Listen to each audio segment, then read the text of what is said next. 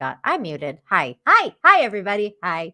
Um, welcome to Dina Infinity's channel. I'm a boomer.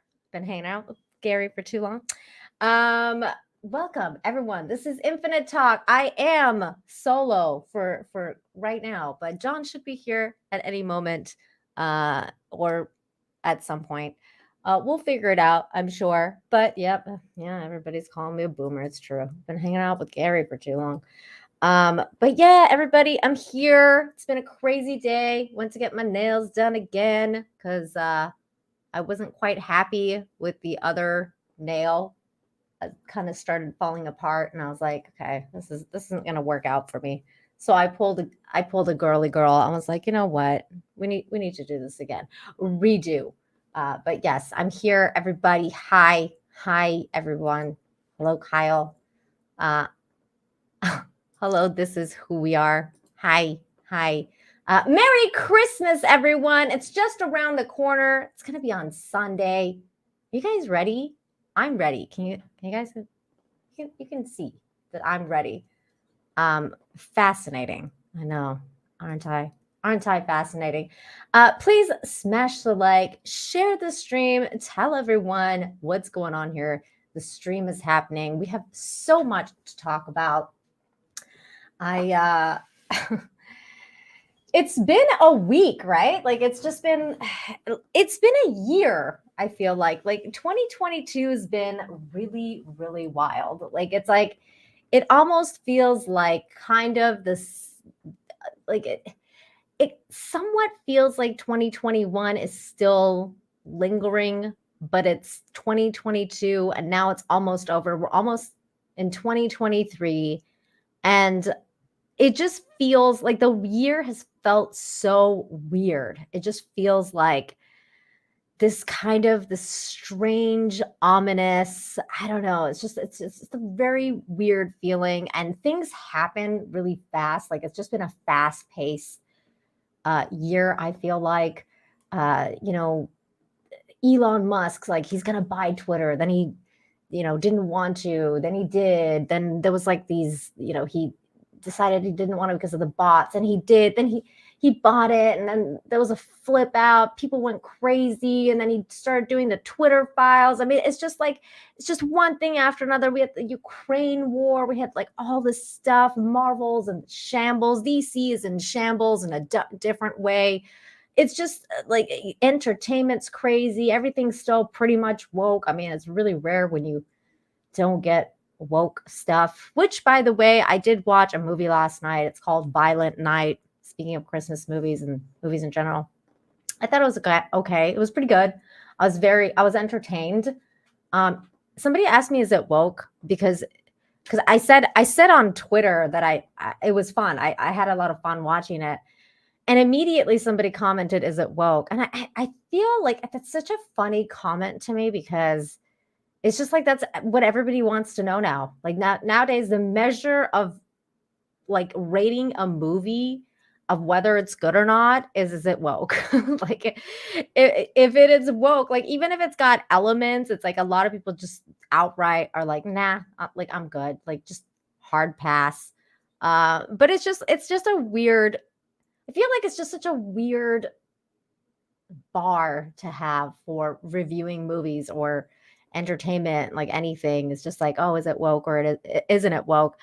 That's kind of like what's going on with the whole Avatar situation. Like, a lot of people are like, there's been a backlash about Avatar, which I thought was really weird, because people are like, oh, let's boycott Avatar.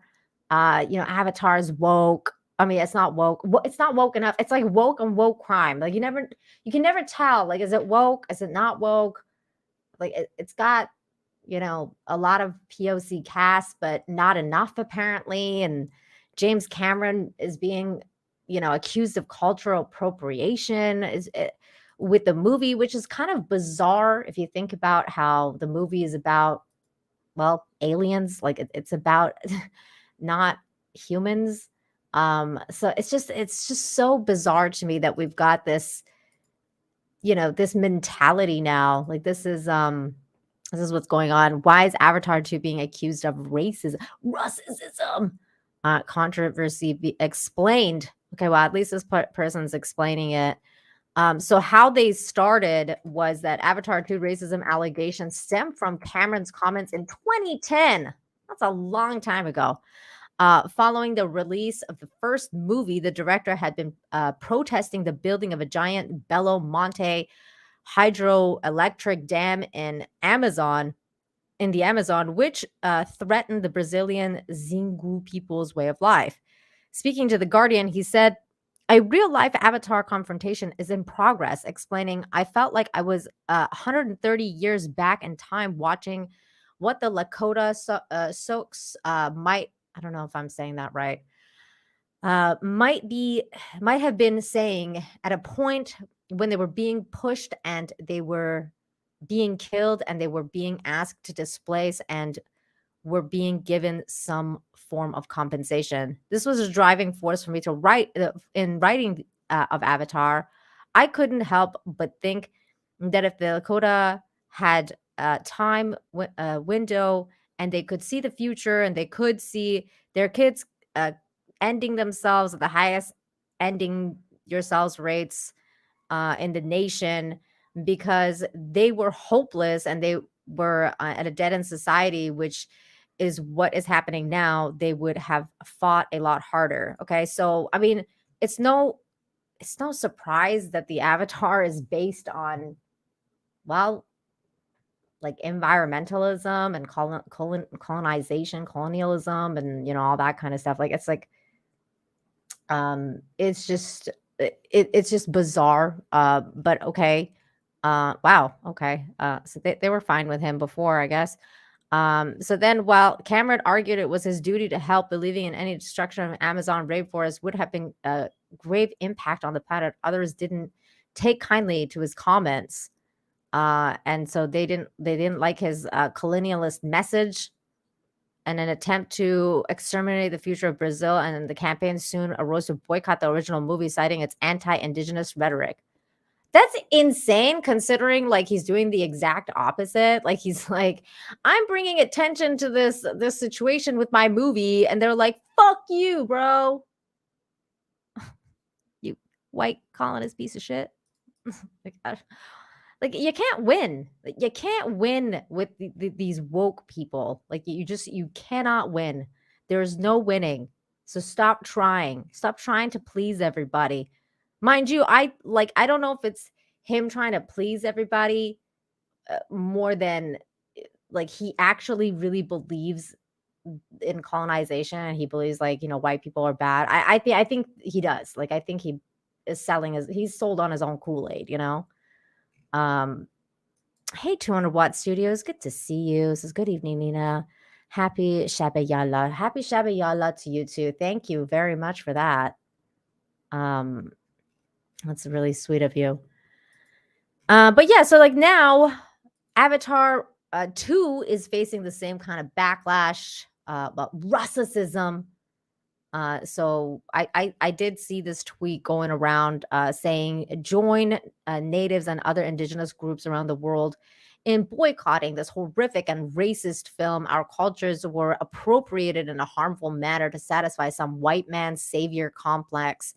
No more blue face. Lakota people are powerful. So yeah, that's actually a thing, guys. There's this thing called blue face now. Um, this guy, Brett Chapman's like Avatar was a white savior story at its core, and James Cameron said the Lakota should have fought harder with the foresight that their descendants would all be ending themselves. I wouldn't see this new one. It doesn't, nothing for the Native Americans would suck oxygen for itself at our expense. Look, look. Not everything has to be like this. Like, you just go watch a movie about a bunch of blue aliens trying to save a whale. Like, it's really not that complex. This is so freaking dumb.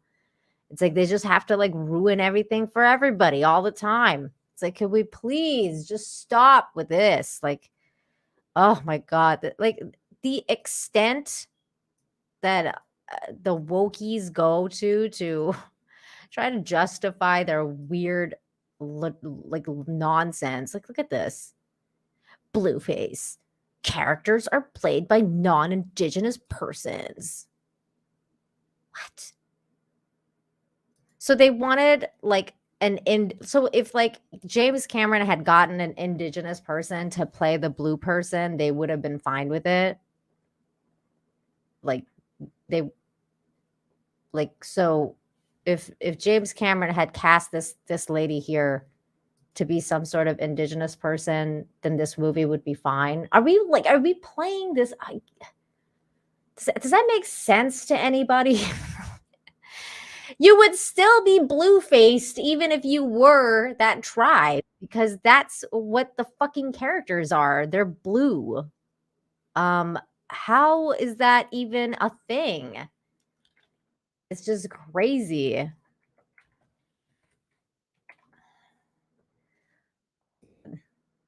Here's another one. So this is the James Cameron's anti-indigenous statement on the Lakota. I felt like I was. Oh no, wait. This is we read that already. There was another one. Okay, this is funny. A message to James Cameron. This is from like one of the I think the tribe leaders or something. Dear James Cameron, this is unacceptable. Black and indigenous people are more than enough to play aliens based on us. We should have been the ones whose faces and voices appeared onto the screen. You would have been blue. You would have been blue. We are the experts in portraying our hurt, suffering, and more importantly, our resilience. My Lakota relatives were one of the most powerful people the United States came across. They did fight. They won. Their ancestors would be proud to their descendants for thriving, living, and just existing with their culture intact. But you do not show that in your films. Instead, you choose to show or glorify colonialism. He's not glorifying it. He's saying it's bad. He's not glorifying it. I mean, that movie has a lot of problems, but glorifying colonialism is not one of them. White people being aliens based on actual indigenous people, that's colonialism. No, bro, it's not. That's colonization. Make it right. Hire us. Hire our experts in your writing rooms as your consultant, as your talent, as your leaders. Stop trying to lead. You are not our leader. You are an outsider, a guest to our lands and culture. Act like it sincerely. This person here, who I'm not even gonna read their name because I don't know how to pronounce it. Hi, John. Hey, Nina. Hi, how are you? Not bad. Late. How are you doing? It's okay. You can be late and gay. We're all late and gay recently. It's fine. It's Christmas. Merry Christmas. What are you drinking? Is it spiked coffee? Hot chocolate. Yeah. Hot My sleep chocolate. schedule's all jacked up. I got like maybe 4 hours of sleep. So, Ooh, yeah. that sucks. Did you see Avatar? Why the would new I one. do that? I don't know. I feel like that's wasn't. racist. I honestly wasn't that impressed by the first one. I mean, I've actually only seen. I've seen pieces of it. I haven't seen the entire movie. Like, I haven't seen the thing in its entirety, but I didn't feel like it was breaking any. The CGI, the 3D stuff, I'm sure, that was incredible in the theater. But other than that, it's kind of like Titanic. Titanic was a visual achievement, that Cameron did, but I don't think he's a great screenwriter. In fact, I think Terminator 2 is probably his best screenplay. Not The Aliens? best work he's ever done. Yeah. What about In terms Aliens? of an action movie. Aliens is good. I just think like T2, I think T2, he was like at the peak and the height of his powers. So Agreed. I think I like, James Cameron stuff. I like T2, I like Aliens, and I like The Abyss. I don't think I like anything else he's ever done. Like, I'm just like, I really don't care about anything. I don't know. What else has he done? I can't even, well, Titanic. But Titanic, like, I liked it when I was 13, because I like Leonardo DiCaprio. but I'm not gonna be like, let me go watch Titanic every year. Like it's not one of those things where I'm like, yeah, Titanic. Wait, he did True Lies? Yeah, he did True Lies. Okay, I like True Lies too. That's good. Yeah, I mean, his movies. Again, I think he's a really good director. I think he's a great action director. But I mean, in terms of the substance, like, is there, is True Lies going to be? Well, did he do Last Action Hero? Was that him too? I have think no that idea. might have been him. But yeah, it's just like. Well, I can tell you that the movie wasn't great, John. Yeah, I feel like I Titanic. saw it. I feel like Titanic hasn't necessarily aged. It's not like anybody talks about Titanic anymore. You know what I'm saying? Right. Like Fight Club. There's just certain cult movies and certain movies that stand the test of time, and you just don't hear people really talking about Titanic. It was kind of like its thing that year. It was a huge, blew up, and now it's kind of just gone away. He did The Last Action Hero. Okay. He did Solaris. I liked Alita. He didn't do Solaris. The movie with George Clooney? Mm-hmm. Did he? Yeah, I'm looking his thing up right now. He didn't direct it. No, it was produced. Yeah, I was going to say produced. that did not feel like a James Cameron movie. No, it didn't. That's why I was like, wait, what? Okay, hold on. Let me put director. Always gives you like the produced movies. You're like, what? That's not it. I can't believe there's going to be like 5 Avatar movies. Well, maybe. I mean, was anybody really begging and asking for a sequel? No.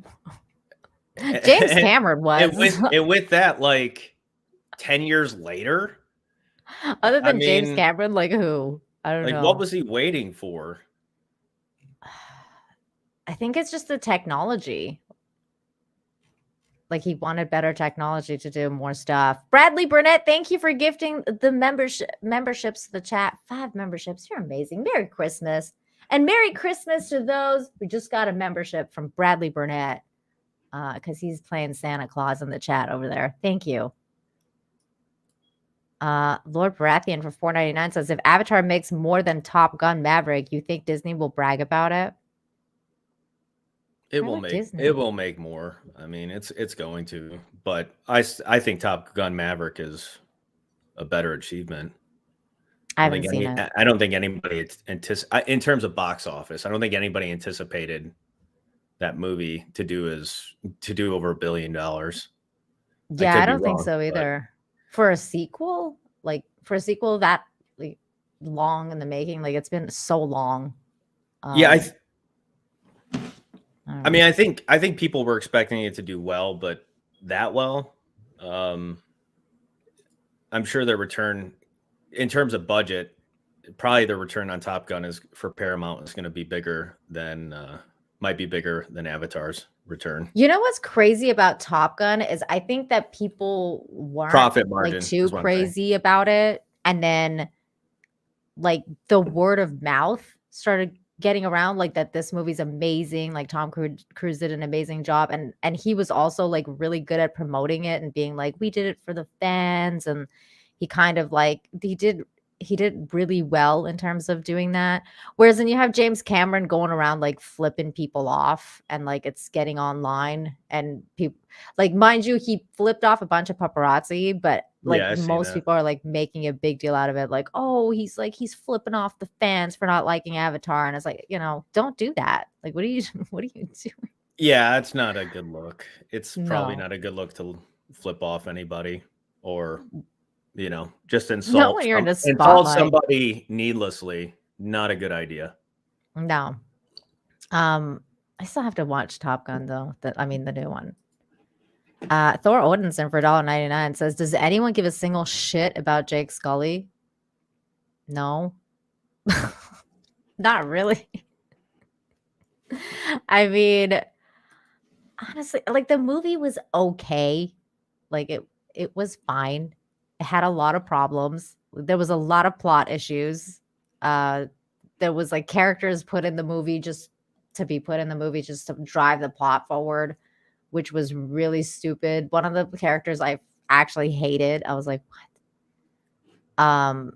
But yeah, it was such a bizarre movie. I just think it's really weird how we've come to this junction where it's like if something is not woke, then everyone's like, yeah. It's kind of crazy. Bradley Burnett for 5 says, this makes total sense to me. I will no longer watch any TV shows or movies where aliens are portrayed by non-aliens. Alien lives matter. Okay. You know what? That's fair. That's fair, Bradley Burnett. Yeah, I only want authentic aliens in my alien movies. Equal That's rights. fair. I mean, I want to see aliens. Lord Rathian for $4.99 says Cameron has 2 of the highest grossing films of all time, so I can see why he has such a huge ego. Yeah, that. I mean, that's fair. Yeah. Yeah. I mean, not a good way to go through life, you know, even if you are successful, you know, like that's true. You're out of touch at that point. Like you know, I don't think there's anything wrong with taking a certain level of pride in your achievements, but at the end of the day, to treat people in a manner that you don't want to be treated is not a good idea. No. But I just don't see like this kind of campaign like make any sort of dent. No, it's not going people to. Not wanting to see the movie. Like here's the reality is because like the Indian population is, I don't know, how big is the Indian population? I think it's like 3%, maybe not. I don't even think it's that, you know?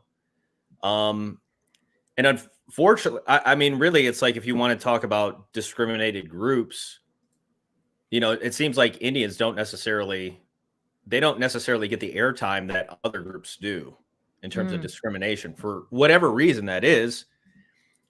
They just don't. And I don't know if it's because, I would assume it's just because they're a smaller portion of the population. You know, if they were bigger, then perhaps it would be a little bit more of a megaphone, but they're not necessarily, and correct me if I'm wrong on this, but this is just my impression, that they're not necessarily a group that is sympathized with as much as other minority groups. Well, they're not as, I mean, I don't know if they were like, they're not as vocal, but it's just, I think you're right too, because it's not as prevalent, like in the news anyway. I don't know if it's because it's such a low amount of people that are kind of calling to those things, but I don't know. I just think it's strange. I think it's a strange kind of culture to be like, oh, you know, we're being culturally appropriated, and if we were in the movie and we were turned into blue-skinned aliens, then this movie would be okay. Like if you had hired us, then this would be fine. But because you didn't hire us, this is not fine, and it's glorifying colonialism, and fuck you. Like, it's like, what? The first Avatar isn't necessarily in any way, like, if anything, it's anti-colonialism, right? Literally, it's like that he's trying to say colonialism is bad. It was basically Dances with Wolves with blue aliens. Yes, in space. You know? Yes, that's exactly what it is. But once you take it into that territory, the great thing about it is it can become an allegory for whatever people want to read into it. Like, it's not, you know, I think it's a little bit, and granted, like, it definitely is part of his inspiration. Like, you could see that. Well, he said it was. Yeah. Yeah. But it's like, well, once he says it is, then it is, you know. But I mean, it's like, I'm sure there's a history of, you know, if you go throughout history, you have more civilized cultures, you know, conquering or, you know, making conquest of more primitive cultures. And that's not just, that didn't just happen over in, you know, the New World, but that's happened throughout history, like the Roman culture. Yep. You know, I mean, the Persians. Are you kidding me? Yeah, every civilized culture, you know, every you know, whoever was more technologically advanced, they wound up, you know, taking over the other people, like somehow, some way, or you know, or making them pay tribute or whatever it was. It is, unfortunately, it is just the nature of, of things. Yeah, it's At least human. It's historically. human history. It's human Yeah. nature. Yeah, it really is. Bradley Burnett for $5. Thank you. Says, more importantly, where was the LGBTQIA plus representation? Wait, I have a perfect clip for this before I go on with the super chat. For standing up for an LGBTQ2 plus kid. You can do it, Trudeau. It's tough. I know it's tough. There's about 26 letters there. You got to say about the whole alphabet and Oh my God, some did you see the mathematical new symbols. flag? Did you see the new flag? I was like, this can't be real. But when did this come out? Like, I don't know. I saw Lauren Chen post it like yesterday. She was like, this can't be real. I was like, oh my God. I think it is. Because I think the last one I saw was, I'm like, is this real? Most people were like, oh yeah, that's real. I'll pull it up in a second. Let me read this. More importantly, where was the LGBTQIA plus representation in Avatar? Where was the lesbian Navi kiss like in Rise of Skywalker? Disappointing, Cameron. You know what, Bradley? This is why they should be boycotted. This, not the other thing. We need the LGBTQ representation and the blue alien same sex getting it on. I think. I don't know. What the fuck? Yeah, I mean, it's the LGBTQ community, which is probably a little bit bigger, of course, than the Native American community, but they certainly get a lot more, considering like the size of that population. Mm-hmm. They certainly get a lot more airtime. They do. Like, it's like all the time. And let's talk about equality here. I mean, like, let's be fair. If like, why do they seem to get so much? And then Native American representation, it just seems to be so slim. Like, it's lacking a lot. Yeah, it's like this whole idea of trying to make everything equal and diversity and everything. Like, it just winds up being a big ball of insanity because none of it ever is. It's not achievable. It's just not. You can't make everyone happy. So stop trying.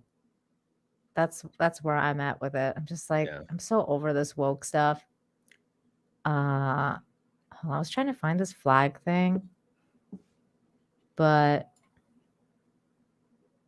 I found the tweet, but the person who had posted it deleted the comment, so now I can't pull it up anymore. Of course they did. Oh wells. It's the one with all of, like, the lines going towards the center. Yeah. Right? In a bunch of different colors. And it's like a whole bunch of different stuff. There's been more added to it now, apparently. I'm like, I don't understand. Soon it's going to be like, literally, you're going to have to say the entire alphabet, but it's just jumbled up. Yeah. It'll be it's like all out of place. RS, IV, U2. Yeah. I mean, it's just going to be like, it'll be numbers, like every symbol that you can think of. Yeah. Slash, dot. I mean, it's just like. It's like your whole keyboard. Like, it's like as if your cat walked over your keyboard. And like, that's the thing. Every alphabet, every number, every numerical symbol will be included in this. This is where we're headed, folks. Well, speaking of getting gay together, John. Let's get gay together. These two got together today. Did you did you see some of the stuff that came out? I did, yeah.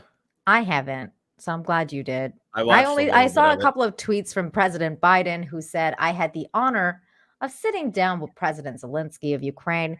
We've been in communication throughout the war, but it was meaningful to speak in person. I told President Zelensky the United States is committed to supporting the Ukraine people as long as it takes. He also said one other thing. Today, I'm announcing the next trenches of security assistance to Ukraine, a $1.85 billion package. $1.85 billion package that includes equipment and ammunition contracts and a Patriot missile battery that we will train forces to operate as part of our efforts to strengthen Ukraine air defense. So there we go. Please share your thoughts. Joe Biden, I'm not even going to say he cares about Ukraine more than he cares about the U.S. It's kind of funny that nobody seems to like remember that he had business dealings with this guy. He had a son over in Ukraine. And we're just sending billions of freaking dollars over there. Mhm. I'm sure it's completely legit, though. I'm sure everything is just on point, that none of that money in any way, shape, or form, like none of our taxpayer dollars is going to waste. I mean, but again, it's just kind of, it's a little odd that he had business dealings in Ukraine. Mm-hmm. And you have all these people that are so like pro this war. I can't even keep track of how much money we've sent over there. I did a video on it probably like about a month ago. Totals, I forgot. It's just it's astronomical. This is lending to inflation as well. On top of, and now they want to send in. Now they've got another. I think it's like a 4,000 page document in terms of this new bill. I think a $1.7 trillion package that they're trying to pass. That's crazy. These people are. It's like you either have to be dumb or willingly blind. I don't know, but it's like, and I'm saying as a citizen, but for them it's like they're either trying to bankrupt the country on purpose or they're completely idiotic. Mm-hmm. Either way, these people are unfit to run our government. If you spent your money the way the government spends your money, you wouldn't have any freaking money. You'd be fucking broke on the street. Yeah, you'd be broke and homeless. Mm-hmm. And immediately. The government it's essentially it's a mob. It's a scam. It is. Well, they take your money. They do. We know that taxation's theft and all that stuff. Well, but one thing. It's one thing, like what was the American Revolution started over? What was like a 3% tax or something like that? Something really, really small. We're not talking about 3% here. We're not even talking about 10%. They're taking about a third, roughly, give or take, depending on what bracket you fall into. They're taking a third of your money. Yep. And they're giving it to freaking Ukraine. Yeah. And here's the thing. The saying, what was the saying? Taxation, there must be representation with taxation. Why don't we have people in office that represent us? Because nobody gives a shit. The American people, it's bread and circuses. Just you give them bread and circuses and they'll be happy. They'll be stupid and they'll be happy. And that's what they are. Nobody's looking. Majority of the population, it's like they've accepted this idea that, it's just taxes come out of your paycheck. Mm-hmm. They don't question it at all. No. It's just like whatever, that's just part of life, Born into the Matrix. Yeah. And you've embraced the Matrix. And it's one thing if your tax dollars are going to, your own infrastructure or your own, like the betterment of your country and making your country like the best it can possibly be. And then there's this, Absolutely. and then there's, it's crazy. It's crazy to me. And the one thing that I will say though, is that I feel like the only difference between this and what I saw when it was with, like, let's say the war on terror or any of the other kind of like, questionable wars that people have gotten involved with, especially the United States has gotten involved with. I think that at least a lot more people can see how messed up this one is and faster compared to the other ones. I feel like people are kind of, I don't know, they're picking it up. It feels like they're picking it up on how cringe this all is, like how weird it is, how, like, Zelensky's always kind of like, it's almost as if Zelensky's always on. Like he's always wearing the same clothes. He's got this It's like so political. persona. It's so like just staged, Yes. it's all so staged. He literally has pictures of himself staged, like, talking to people on a stage. It's really weird, and I think that also says a lot, but I think that people can see that. I think people can see it a lot more than they used to. I think if anything, maybe, and maybe I'm wrong here, but I think maybe it's because our algorithms are putting us with other people who think the way we think. Mm-hmm. And so it feels that way. But I think in reality, I think people are the American public is just as oblivious as they've ever been to any other, proxy war or just, bullshit war that we've Wow. ever been a part of. I don't think it's changed. I think it feels like more people are awake because your social media, my social media will, again, group us and put people around us that have our own, share our same opinions. Mm-hmm. But for even the people outside and not even on social media, they're, I hate to be cynical and negative in a way, but I think they're just as oblivious as they've ever been. Really? Like, it's Absolutely. weird because I mean, and you're right in a sense that, like, about the algorithm thing, because I didn't really think about it like that, because, like, during the Iraq war, for example, or like the Afghanistan war, we didn't have Twitter really. Like, we didn't have the technology we have today where those kind of things are so prevalent, and you can see, for example, like Zelensky dress up and do that kind of shoot. Like, you weren't really seeing that. Whereas in now you are. So I'm not really like, I don't know. Like, that's an interesting point of view that maybe social media has kind of made this illusion that people are aware, whereas in they're still not, like the way that you're saying. I mean, It's I interesting. think That gives you a pause. for instance, when the Iraq war was going on with, George Bush, there Mhm. was a lot of people speaking out against that. There was a lot of bumper stickers, Bush lied, people died. Mhm. Um, But that was way later, John. It wasn't like immediately. This is the sure, first year of no, the war, right. Like, Zelensky's war just started, like, a few months ago. Like, it was just, this year. Whereas in, the Bush stickers and stuff like that came out like, 5, 6, 7 years into the Yeah, it was war. like That was way 2007, later. 2000, Mhm.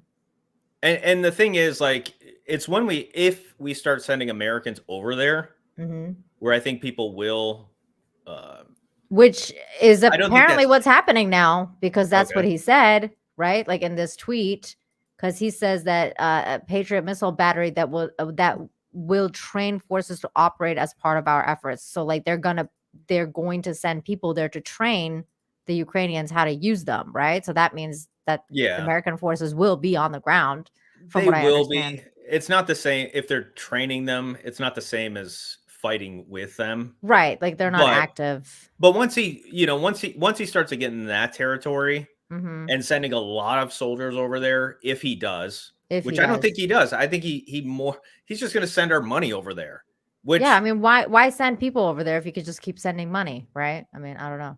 yeah, people should be in an uproar about that just as much. Of course, human life is way more valuable than money, but this is ultimately hurting our country, and it's hurting um, our kids and our grandkids, and the the next generations of this country. Like, they're going to Mhm. be paying for this reckless spending, not just in Ukraine, but the reckless spending of this government, period. And Well, people isn't should that, be John, pissed. isn't that kind of in line with that whole Trudeau and his ilk, like the Great Reset crowd? Like, isn't that kind of like, because earlier you said it's almost as if they want to bankrupt the country. Isn't that kind of that whole line of thought that they want to do This that? is intentional. Yeah. Yeah.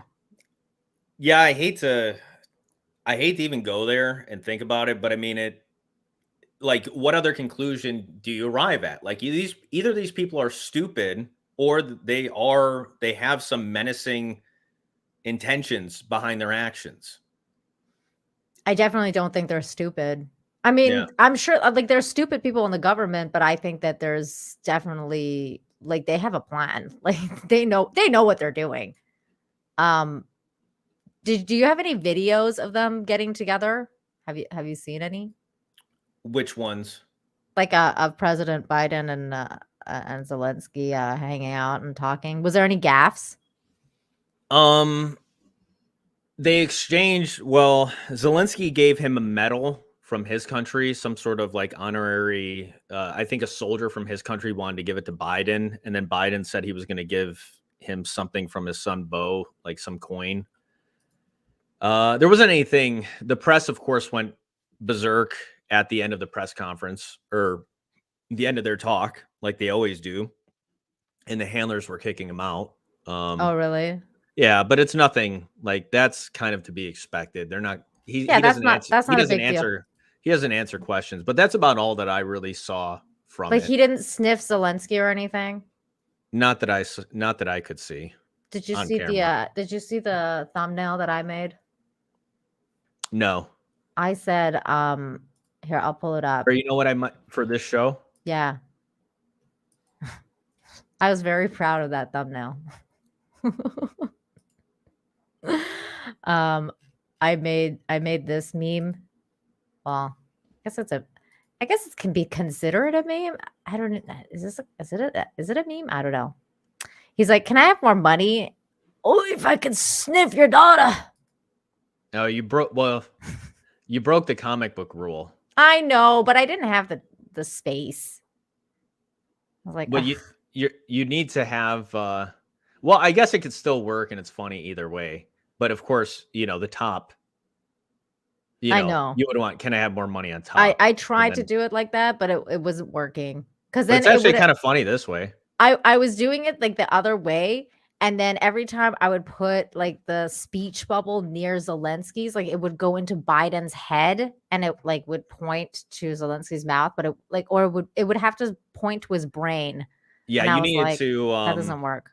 I forgot what tool it is in Photoshop, but you could reverse it and flip it. Okay. The balloons, but This is still funny. It's still funny though. I think even the order of it's kind of funny. Like I was proud of this. I'm like, I'm getting this. That's fine. Let me get these no, ones. it's a good thumbnail. Thanks. Marilyn for $5 says Merlin for $5. I said Marilyn. Merlin for $5 says, how about the FTX money laundering that just happened? That guy did wind up going to some form of jail. I haven't kept track of any of that. Like, it's just, that's what I'm talking about. 2022 has been like one of those years where it's like things happen like so fast, like all the time. I can't even keep up. I couldn't keep up with this FTX drama thing. I was like, what? Yeah, I know there's some girl involved, and yeah, I know like yeah, his girlfriend's involved. I know his girlfriend's ugly. That's all I know. Like, it's like, oh, this dude's a weirdo. I know a lot of celebrities are like getting sued now, or basically whatever, for like promoting the dude. All this. Larry David's being sued over that. Like, I was like, what? I think even in his commercial, he says, "Don't do it." Like, it's kind of like a reverse play. Oh my god! But still, yeah. Yeah, 201 Studio says, I like the Rian Johnson glancing at Gunn. I know, I did that on purpose. It's like they're getting gay together too. Everybody's gay now. Okay. Thank you for that. Bradley Burnett for $5 says, Zelensky is clearly sporting the John Fetterman style of attire. FYI, the latest budget bill includes $44 billion to Ukraine because we don't need that money here. That's right. Because you guys are the best country in the world. Why would you need that money? Yeah. I mean, come on now. Yeah. Who needs money? Who needs roads and, schools and fucking hospitals and, doctors? Who needs any of that stuff, Bradley? The problem is they're printing money. I know. That's the problem. Yeah. And that's the cause of inflation. That's why we have inflation. They keep printing money. It's like Stop it. money grows on trees. All these people should be like, I'm not saying by force. Replaced none of in these an people, electoral way. Right. That's what I'm saying. People out. Just to be clear. Yes. Like, they should not, these people do not deserve to be in office. They should be there to serve the American people. First and foremost, serve. Mm-hmm. But I think they've totally lost the notion of servanthood. And that idea that's they're not in control of us. We ought to be in control of them. They ought to fear us more than we fear them. And yet all those rules that were imposed the last couple of years, it's just crazy. The sheeple mentality of the people here. It's nuts.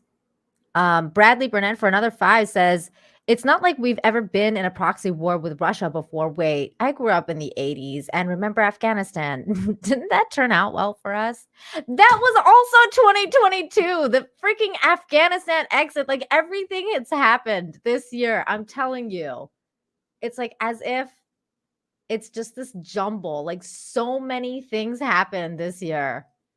We left millions of dollars of equipment over there too.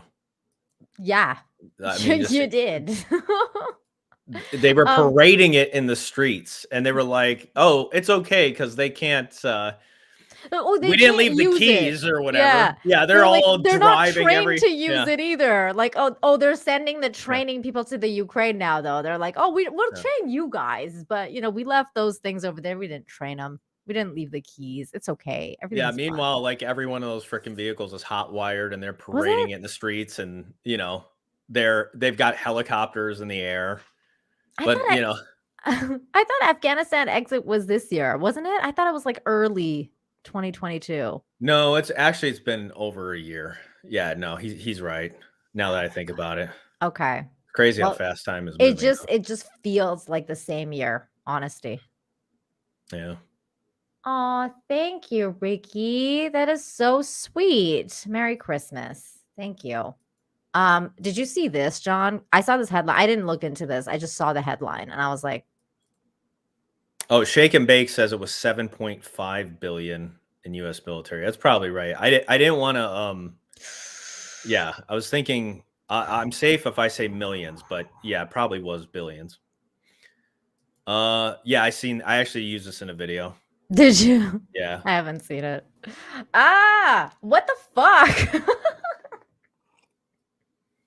Oh my God. This is so funny. Like, it's going to be like, yes, they, them, yes. Them. Yes. What? No. I think the Soviets, I forget the guy who did who talked about this, but they had like I don't know if it was like a 7-point plan or something, but this idea of infiltrating the US, or I think it's more so like communists, and communists were going to infiltrate and destroy the US from within. And they were going to do it by all of, kind of like what we're seeing now with, of course, financially, but morally, they're going to destroy the family. And the culture war that goes into it too, because they're destroying like the culture, dividing through, through destroying, American culture through like movies and stuff like that. Because that's how a lot of countries around the world know America, is through their movies, and they're destroying that as well. Yeah. So crazy. So it's like the final days of Rome. It really is. It is. It's like Babylon, man. It's fucking nuts. This is crazy though. I mean, I can tell you that America's enemies are laughing at you. As they should. This is fucked. No one's gonna care if you're in the military and you go to, like, I don't know, somewhere to fucking do war stuff. I don't think your enemy's gonna care about your gender. Like, they're just gonna be like, I'm gonna shoot you. I don't care about your gender. Maybe they shouldn't be so. I don't know. It's gonna be Zer. Yes, Zer. Yes, sure. Okay. Good Lord. This is terrible. So stupid. Well, there we go. We talked about Zelensky. We talked about those people being dumb. Oh, here's another dumb person who gave his Oscar to Zelensky because he's such a Sean tool. Penn. Yeah. Yeah, Sean Penn's a piece of shit. We already knew this, but here is another Just wanted to thing. remind us all, you know. Yeah, just another reminder of why he's such a piece of shit. Right here in this video, it's a very recent video. He says people who are unvaccinated are basically criminals. Goes through your Let's listen to what he has to say, because he's a mind when you hear a lot of the anti-vaccine remember. rhetoric. It's a cowardice of conviction. I think that it is an unwillingness to engage in a culture of common sense. At this point, it seems criminal to me. Actually, I really feel that. Does he look like he's on crack, or is it just me? Like, I'm sure he's probably on something. But it's just funny because if you just flip around everything he's saying, it can be applied to his side. And you know, all of the pro-vaxxers. Like, think about it. Like, everything he's saying, like a lack of conviction and everything. It's like, yeah, you're perfectly describing yourself, Sean. It's called and projection. everyone that supports your point of view. These people are like champions. It's insane. They're champions of the government. Like, they are. They're like, the bitches of the government. They're like, yeah, I'm a cheerleader for the Biden administration. Like that's who they are. That's who Sean Penn is now. He's the cheerleader for the fucking government. Like, don't they remember what does anybody, it's so crazy. Everybody that's supporting and going along with the narrative in any way. It's like, don't you remember Vietnam? Don't you remember the Gulf War, the Iraq War, the Afghanistan War? Like, our memory span, and not only that, but corruption that has been exposed within the government. Like, the level of trust that people have for government, our founding fathers would be rolling in the grave, you know, because like, this is not what they had intended. I think they believed in a healthy distrust of government, and I think they encouraged that. And that's why we have term limits, and that's why we have we probably should have more term limits within other branches of the government other than presidents. But yeah, it's scary. And all of these kids coming out of college, you know, whether or not the elections are legit or not, like, all of these brainwashed liberal kids are coming out of college. And not to mention, if there is funny business going on, I think it's very possible Republicans might not actually see another Republican president for some time if they don't wise up, you know? Yeah, well, they definitely need to wise up. That's for sure. Okay, let's finish what this dude has to say. That if someone chooses not to be vaccinated, that they should choose to stay home, not go to work, not have a job. These are, you know, as long as we're all paying for these streets, we got to ride safely on them. And so I'm just hopeful that the mindset will change. And it started, we know that this really started with leadership voids. And now I think that there are some examples of leadership that are being helpful with it. But we really got to get everyone else, everybody on the same page. And I think the CDC should be much more clear. Goes through your. Oh my God. So there you go. Literal tool. He's such a piece of shit. Stay home, don't go to work. Yeah, says the dude who has like millions of fucking dollars and never has to work another day for the rest of his life. It's like, you have no You have no business. You don't represent the people. You don't represent the everyday person, Sean. Shut up. Go to your big Hollywood house and do whatever you do. Go Just give shut up. Zelensky another Oscar. Yeah, I think he's got a few of them. So Yeah, he does. yeah. Zorlak for $5 says, I can debunk John in quotes. That's actually his name. It's not really in quotes. And you easily on Ukraine. You are pushing Tucker level Russian narratives, which are not based on any measure of fact or logic. Okay. I don't know if he's being serious or not. I don't know. Either way, I mean, at some point or another, you will be able to debunk what I say because I'm not going to be right on everything and I'm not going to be perfect and I don't claim to be. So time will tell, like everything, you know. Time will tell. It will. I like time. Time tells. It does. Oh, that's funny. Oh my God. Next week, I'll be talking to somebody who's quite knowledgeable about this stuff. That'll be fun. That'll be fun. I'm not gonna say who yet. I'm keeping that a surprise. But okay. Did you? I'm guessing you didn't watch any of the World Cup because, you know, I don't know if you're like into soccer or not. It's funny because on Sunday I happened to turn on the TV because I'm like, oh, maybe there's some football going on. And that's when I watch TV or when I eat is when I watch TV. And so I'll generally watch something while I'm eating.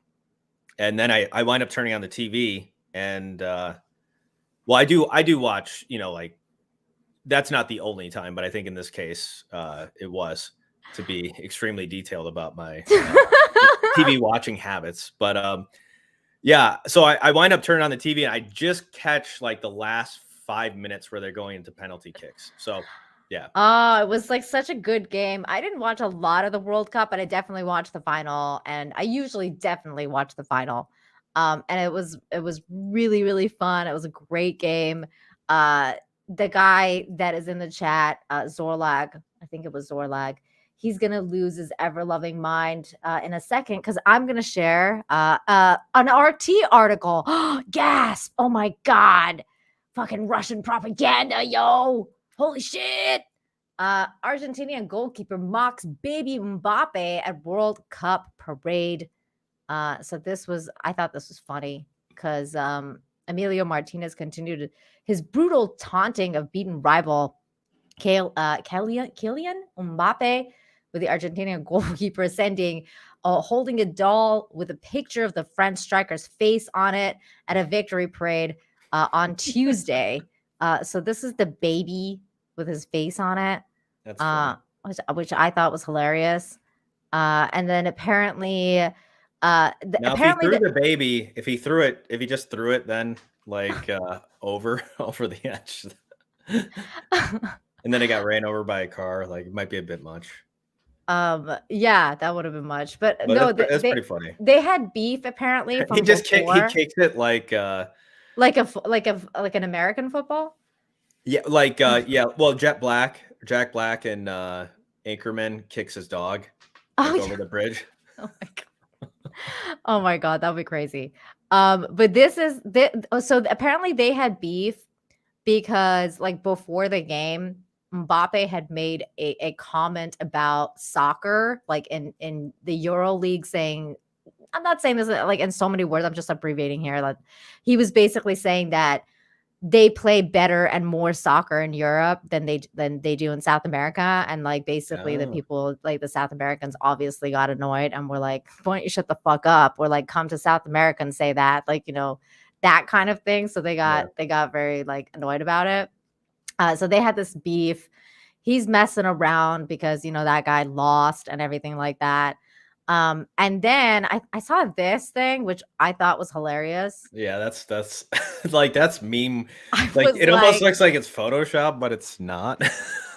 It did look like it was Photoshopped. I was like, what is happening in this picture? You can see like the guy's like kind of uncomfortable. Like, I feel like that body language is like and it's almost like we've made a mistake by This having the World dude's Cup in face, I Qatar. know. Because it's The like they're eye. probably very like he's probably Muslim, right? Yes, And probably. so, you know, I mean, they have some standards. I mean,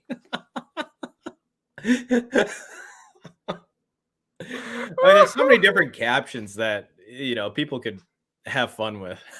with this. This was so funny to me because I hadn't seen this, and I think it's just so funny. And then when I retweeted it, a lot of people like thought that this guy was like I guess gay. So a lot of people like put like love in his eyes, like as if he's kind of like, ooh, like that's nice. But I thought I he think was he's looking at him like, disturbed. what the fuck is wrong with you? Yeah, that's kind of the language I get from, or the interpretation from that facial expression that I get. Like a lot of people thought that this is a facial expression of like, I wish he could do that to me, but I think he's more like, Maybe it's projection. what the You know, fuck it's kind is of like wrong with you whatever. white people? Like that's what I saw. Like that's what I see in it. It's like that is not the face of like Oh, that's funny. Oh my god. 16-bit mascot for $5. Thank you. Says you're amazing as always. You know, I always enjoy the channel. Hope everyone has a Merry Christmas. Merry Christmas to you, 16-bit mascot. The goalie for the Argentinian team is definitely having a Merry Christmas. Look at that. It's all fun.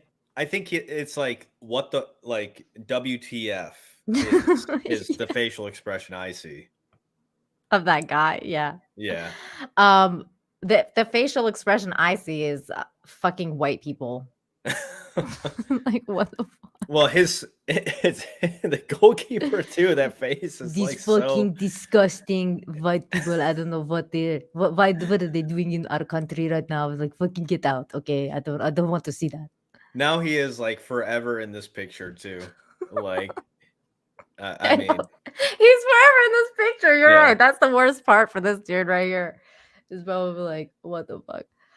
200 Watt Studios for $5. Let's face it, most actors are meatheads or mentally challenged. This is true. well, if you think about it, like they're, you know, artists are they're more on the feeling side of things. They're more on the right side of right side brain of things. Mm-hmm. And so, you know, on the other side, the left side, which is, you know, it's weird because you would think like the logical side is on the right side and the Creative, artistic, like, yeah. But it's actually reversed.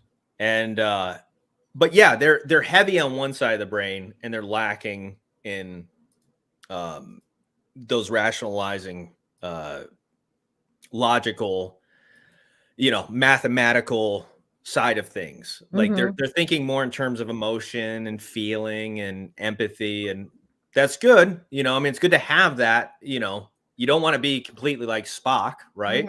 Yeah. But on the other hand, if you don't have the ability to logically reason, you're just kind of, you know, you're unbalanced. And that's what a lot of Hollywood is. They don't, you know, they're artists. And that's, you know, if you think about it, musicians, like all of these people, the reason why, at least I believe that a lot of these people are leftists and on the left, you know, supporters of the left, is because of the fact that just who they are. They're musicians, they're artists, they're actors, they're, you know, it's all the creatives. And this is a mistake too that I think conservatives or Christians have made, is that they have kind of shied away and not, it's almost like, oh, we don't want to get into the arts. We don't want to bother with that. And partly too, because I think they by nature are more on the other side of things. But the biggest influencers are, of course, you know, unfortunately, the creatives. It's not philosophers. You know, in Greek and Rome, philosophers had a much bigger voice. You know, they were actually appreciated. Not so today. No. We are an entertainment culture, an entertainment generation more than ever. And unfortunately, the youth is you know, it's basically whoever's winning that culture war, who's winning the minds of the youth, ultimately will like that's who this country will become. And we're seeing it in real time. Wow. I mean, I agree with everything you said. I have nothing to add to that. But I will like that's a good transition to go into our next topic though, because well, thanks to that Star Wars girl, shout out. I found out about Rian Johnson talking about The Last Jedi again. So he did this new interview. And I thought we should listen to it a little bit and see what he has to say. And I don't know if you want to watch the whole thing because she did link the whole interview, but it's 24 minutes. So I don't know if you want to EFAP it or if you want to just listen to like the parts that she posted here. We'll leave it to the chat. What does the chat want to do? Yeah, I think that's a good let democracy rule here. Okay, should I put a poll or should we just ask the question? One vote one or vote two? Yeah. One for the 24-hour interview and 24 minutes, not hours. Yeah. Jesus. 24 minutes. I think because you usually think of like 24 hour, 24 related to hours. I have it. But yeah, we're gonna do this. We're gonna EFAP it for 24 hours. We're gonna watch it, rewatch it, dissect it over and over again, rip it apart. Then we're gonna criticize our own criticism of it. And then, it is infinite talk. We'll talk about it infinitely forever. Okay, so one, if you want us to watch the whole 24-minute long situation. Well, how about this? We'll do it. We'll go through the 1 minute or the 2 minute one here, and then give everybody a taste of it. Then you guys can vote, and then see if do I really want to see more Rian Johnson? That's true. That's true. It's like, yeah, I'm kind of curious what this guy. Like what other insane things he had to say. Okay, let's do that. Let's watch this first one. 3 minutes. I know. Justice for Akbar. Star Wars, The Last Jedi. For me, everything in the movie is Star Wars. And everything in the movie I can trace back to deeply in a deep way what Star Wars is for me. And I know everyone has a different take. I know there are... God, I can't even stand looking at his face. I'm like, I hate you. Like, you ruined it. You ruined it. Star Wars fans who somehow think that Star Wars was a serious thing, like the Batman movies or something. I was so young that when I watched Empire Strikes Back, it had this deep, profound impact on me because it was terrifying. Because I was just young enough to not experience. Like he just said in like literally 5-10 seconds that Star Wars isn't that serious thing, and then he said, Empire Strikes Back was terrifying. Like that it seemed to be terrifying would seem to be something that you take seriously, right? Very seriously. I mean, I feel like there's just such an inherent contradiction in what he just said. We'll let him talk and maybe. But he's full of contradictions. Experience. And he doesn't know how to say Han Solo, which is great. It as watching a Star Wars movie, but to have it feel like too real. Return of the Jedi was the one that I was exactly the right age to see in the theater. And anyone who thinks that slightly goofy humor is it does not have a place in the Star Wars universe, I don't know if they've seen Return of the Jedi. There's literally a scene where Han Solo is, like a cartoon, like Han Solo, like what? It's Han. Run it back. And Solo is, literally a scene Return of the Jedi. There's literally a scene where Han Solo is, like a cartoon, like trussed up to a pole and a torch goes by him to light the fire to cook him. And Han Solo does this. That was a great scene. Even the first movie, they're in the heart of the Death Star, and they're trying to do this desperate gambit to get out with their lives and save the princess, where they're pretending that Chewbacca is like their prisoner. And the little Imperial droid comes up, Chewbacca roars at it, and the droid, like a scared dog, goes...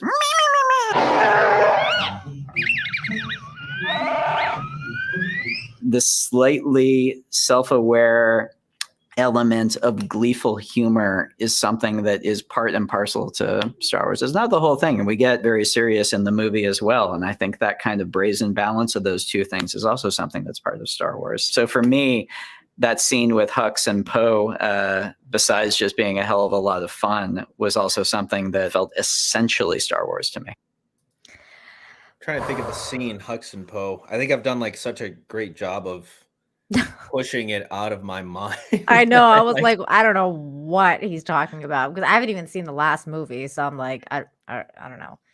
Well, it was TLJ he was talking about. Okay, yes, I've completely forgotten the movie. I don't know. Or maybe he was talking about Force Awakens. I don't know. Yeah, I don't. Either way. It was the your mom joke at the beginning. I don't fucking. It's Between the Yo Hux and- Mama. Yo Yeah. Mama.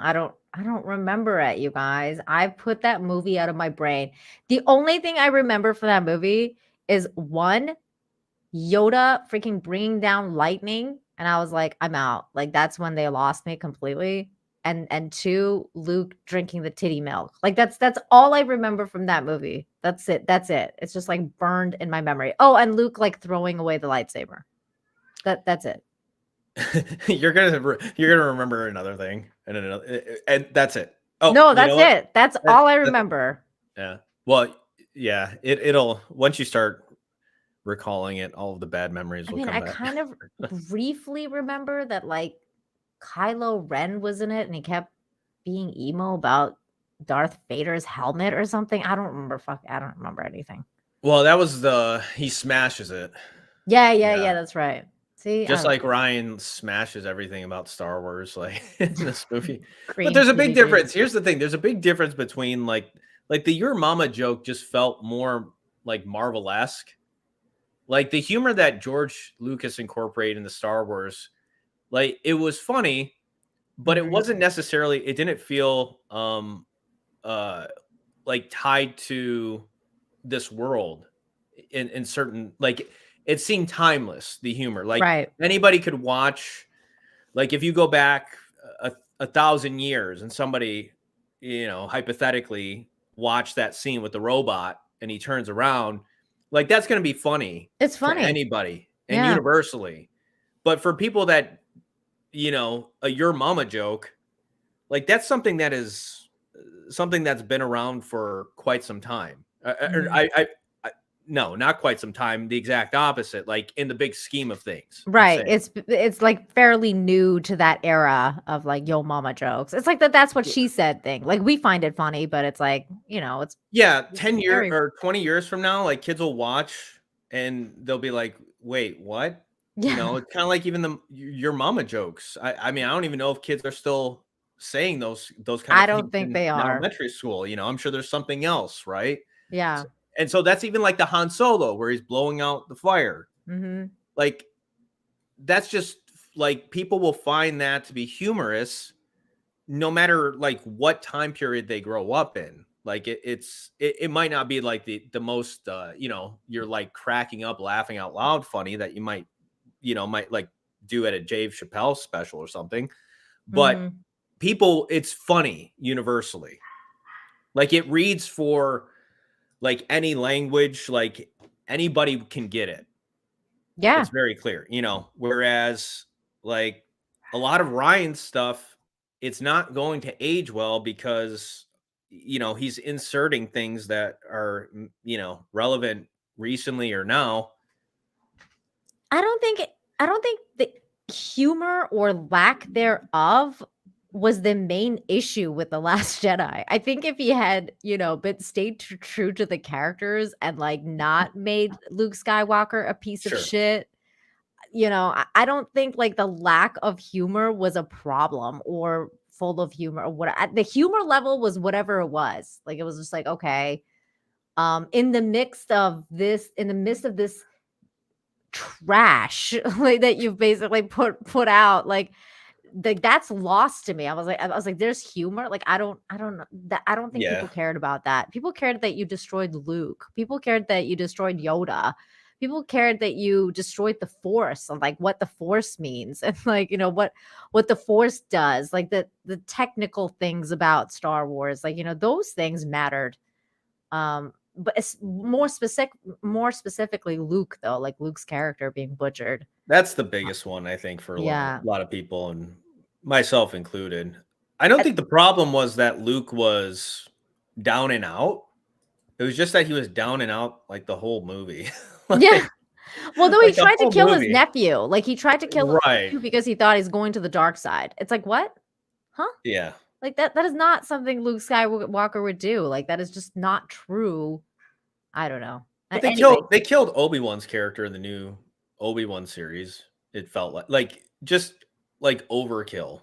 Like Obi-Wan just seemed to be like a wuss. nobody cared about that series, I don't think. No, and nobody. It's funny how it's like so forgot. Like it recently, I mean, you know, within this past year came out. Nobody's even taught. Like it's forgotten. It's like it's as if it never even happened. Like that's how forgettable and how bad that series was. to That's me. crazy. Real Like quick, it's so bad, nobody cares. yeah, I know. People like me though, like the Star Wars apathy has set in. Like a lot of people just don't care. They're like, ugh, like another one. And then they might watch like the first couple of episodes and they'll be like, oh, it's fucking shit. And then they'll stop watching like the rest and they won't care anymore. Apparently that happened a lot with the new one too. Andor. The not Kenobi, but the other one, Andor. I Like, tried. I think I might have got 3 episodes in, and I'm like, okay, I just don't care about this character. Like, there's just not enough pull for me to even, and it moves slow, which I'm okay with as long as the series is good. But I just I just wound up asking myself, like, why was this even made? Like, was anybody begging for, again, was anybody begging for an Andor series? Like, no. seriously, anybody in the chat, like, I guarantee if you asked, 1,000 Star Wars fans, what do you want to see? Out of 1,000, none of them would have said, I want to see an Andor movie or an Andor series. Series, not even a movie. Yeah, none of them. Like it's just how out of touch they are. It's so just crazy. mind-boggling. You could say the same for Marvel, though. It's Of like, course, hey, but that's also Disney. It's run by Yeah. Disney. Like It's Disney's like- going through that phase now. It's crazy. yeah. 200 Watt Studios for $5 says, yo, mama jokes during a space battle don't work in Star Wars. They don't.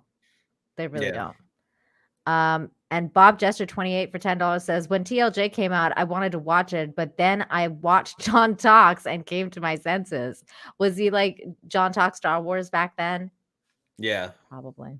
Yeah. Or maybe shortly thereafter when I kept on coming across more articles about The Last Jedi, how they were bashing fans. And I'm like, okay, we're going to keep talking about this because it went on for, it wasn't until I feel like about 6 months into my channel, I did change it to John Talk Star Wars. And then things started to then there was the Solo movie too, that came out. But Star Wars was a hot topic for a good 6 months. It seems like there was always something being talked about concerning either one of those films. Yeah, and now nobody cares. Isn't that Yeah. crazy? They killed it. They absolutely. They really killed it. Because we're talking about Star Wars. Like, that's crazy. APM, thank you for the 449. Says YouTube, Twitter, etc. We can see America really has been revealed as perhaps the most corrupt country in the West. It's fucking shocking. It definitely is that. It's shocking. And that's Michael the corruption we know about. Yeah, that's just on the surface. Some of the stuff that the Twitter files has been nuts, man. I love it. Michael Smith for $1.99 says, I love the intro music. Who is it? I have no idea. But it's somewhere from the YouTube public library. I'm sorry, I can't be more specific. I don't remember who the song is by. But thank you for liking it. Bradley Burnett for $5 says, I just checked. Rian and I are the same age, which means that he saw the original trilogy when I did. How could he be a fan and desecrate the lore? I don't think he's a fan. I don't think he was hired because he's a fan. The thing is that even when he talks about it, like we can watch a second one too, like the second clip. But even when he was talking about it, it felt like, I honestly feel like he wasn't talking from a fan's point of view. He was talking more like from a normie point defense. of view. Yeah. Well, it's kind of like a defense of his work, of course. Like, Yes. and right off the bat, he like, you know, he wants to establish how much of a Star Wars fan he is. I think he said in the beginning something like that, where it was like he kind of like reiterated that. And so he wants to let everybody know, like, hey, I'm a real fan here. Thou protest too much, Rian. Yeah. Maybe if you were a real fan, if you would have fucking made a good movie, you piece of shit. Here's the thing, though. I think he was installed. Like, if you look at what he had done before that, he did Looper, which, you know, wasn't. I didn't even make it through that video or that movie. I didn't What do you think of it? Okay. I didn't like it. I like, and I thought I would, because Yeah, I'm I did too. really into, like, you know, I'm into dimensions and like blah blah blah. That movie Time was travel. like, yeah, I'm into time travel. I'm into dimensions. I was like, I'm gonna like this movie. And back then, I didn't know who Rian Johnson was, so I watched it and I was like, ugh, this was like, it was like a big budget new movie that went absolutely nowhere. I was like, what? Like this movie just like it fell off. Like it started out pretty good and then it just kind of like went and now I don't remember anything about it either. I was like, what? Yeah, it got nominated for best screenplay that year. Which, Oh, we did. When I was watching, I was just surprised, because to me there wasn't. But again, I probably have some already established bias because I saw it after The Last Jedi. Oh yeah, I didn't. But I saw it before. I felt like the world building was a little weird, like how people had like this magical you know, I think Paul Dano that had it, or they could do something or maybe it was like telepathically or something like that. I think so. It was telepathic. I don't remember that Okay. movie at all. I just but felt think like it that was like, telepathically. it felt really out of place. Like the movie didn't necessarily need to have that element in there, but maybe because I haven't watched the whole movie, I'm sure there's probably some sort of payoff, but it just kind of felt out of left field. But I think Rian Johnson was installed by Kathleen Kennedy because she knew that she could control him. Mm-hmm. You know, he's more of like a puppet in the He's sense her of bitch. Yeah, and he went to I don't know if it's in wherever it was, like Lucasfilm Studios, and he worked with some of there was women installed by Kathleen Kennedy, and they were pushing their agenda, and it was very clear what direction they wanted to go. Wasn't that Harvey Weinstein's previous assistant too? I think she might have gotten in on it later. I could be wrong though. Oh, okay. I thought it was. But I feel like that was a little bit later, but maybe I'm wrong. But yeah, I think there was like a New York Times article, like the women of Star Wars or the women behind Star Wars. Yeah. And it the was Force is female. I remember that. Yeah, and it was very clear, and so Rian was working with them. Mm-hmm. And it's not necessarily his, like he wrote the screenplay, but the ideas in there, like it's not all of him. And I'm not trying to take away the blame from him, but it's just a matter of like he had the opportunity after doing Looper to do a Star Wars film, and so he's going to make a lot of money. His name's going to be bigger. He took the opportunity, and he was a yes man. He was going to do what he was told, just like a government installing. If they conquer a foreign land, they install somebody that's going to do their bidding. Yeah. And that's exactly what happened here. Scarfy the Strange for 5 says slapstick humor is universal, referential humor is not. See, that's very true. Yep. Because I can still watch Laurel and Hardy and laugh my ass off, and that was a long time ago. Same with like Charlie Chaplin, because they do a lot of slapstick stuff there. Three Stooges. Yeah, Three Stooges. It's all physical. Timeless. Yeah. So crazy, man. And part of me really hates Rian Johnson for doing what he did to Star Wars, and a part of me is like, well, if he didn't do that, then I wouldn't know you, John, or like any of you guys. Like, it's so crazy because we all came together because of this dude right here, and all that kind of stuff. Nothing unites like a common enemy, I think, is a saying. This is true. Yeah. Okay, let's watch the second one here. My It felt neighbor's dogs are essentially going Star crazy. Wars to me. I definitely didn't approach the entire thing as a meta exercise because I think first and foremost it has to be an honest expression of what the characters are actually going through, and it's not. I was about to scream, but my neighbor's dogs are going up. You are full of shit! God damn it, Rian Johnson. I hate you.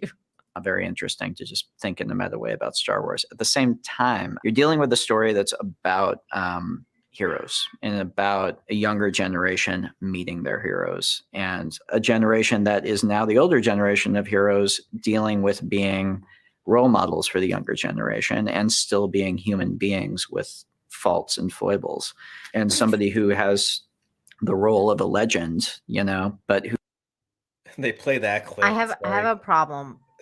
Human beings with flaws and foibles, or whatever you want to call it. Look, yes, Luke was a human, and yes, humans have flaws, but that was already established in the first 3 movies, and how he became better, like, how he Right. trained, how he overcame his, the dark side, and like all that kind of stuff, how he's the one that helped Vader come back. So he's not gonna go on fucking he's not gonna go and He's want to kill completed his his freaking nephew. his hero's journey, and now he's going into, now he becomes the guide. That's the Yes. next step of his journey. Like that's how the hero's journey works. It's like Obi-Wan, he was the guide.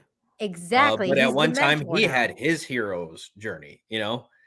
I mean, unless you want to completely flip everything on its head and turn everything backwards and rewind it, but that's subversive in a bad way for, I think, society. It's like when your heroes in a sense become villains, or your heroes become passive or regressive, like they go back to their old, like even Han Solo goes back to smuggling.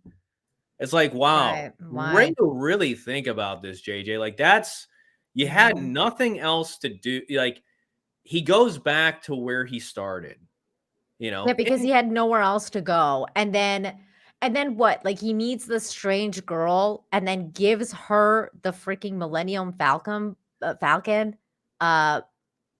instead of Chewie, like his best friend that he's been with forever. Like, it's just like, oh, whatever, some girl I know.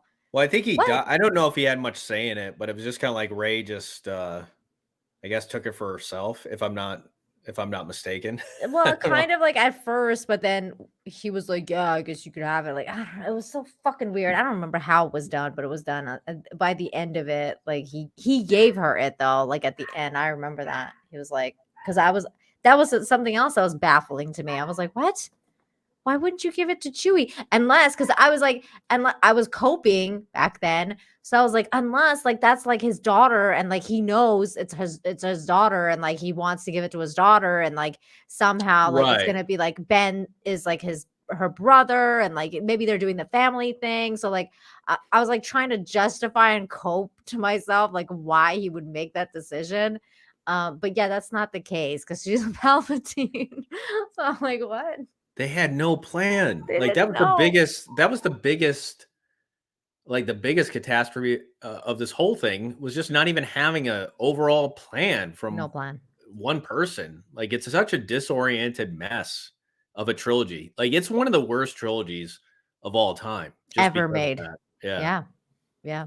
Let's listen to that. who feels fallible as a human being by the end of the movie, realizing the value that legend has and realizing their place is to step up and be that for the younger generation. When you're dealing with all of these things, the legends that I grew up with was the characters in Star Wars. If I think about the thing in my life that's been the most consistent thing of that, it is these movies. I think anyone who makes a Star Wars movie today is in some way going to be engaging with their relationship with Star Wars itself. Well, there you he Do was we- he was a male. That was his biggest. He was going to be sacrificed on the altar of wokeism or female empowerment, whatever you want to call it. Well, the thing is too is that after the Star Wars debacle, I was like, you know what? Like, I'm gonna give this guy a chance. Like, I was like, I'll give this guy another chance just in case. Like, maybe Star Wars just wasn't his jam. Maybe he just wasn't good at making Star Wars. Maybe he's still a good director though. Like, who knows?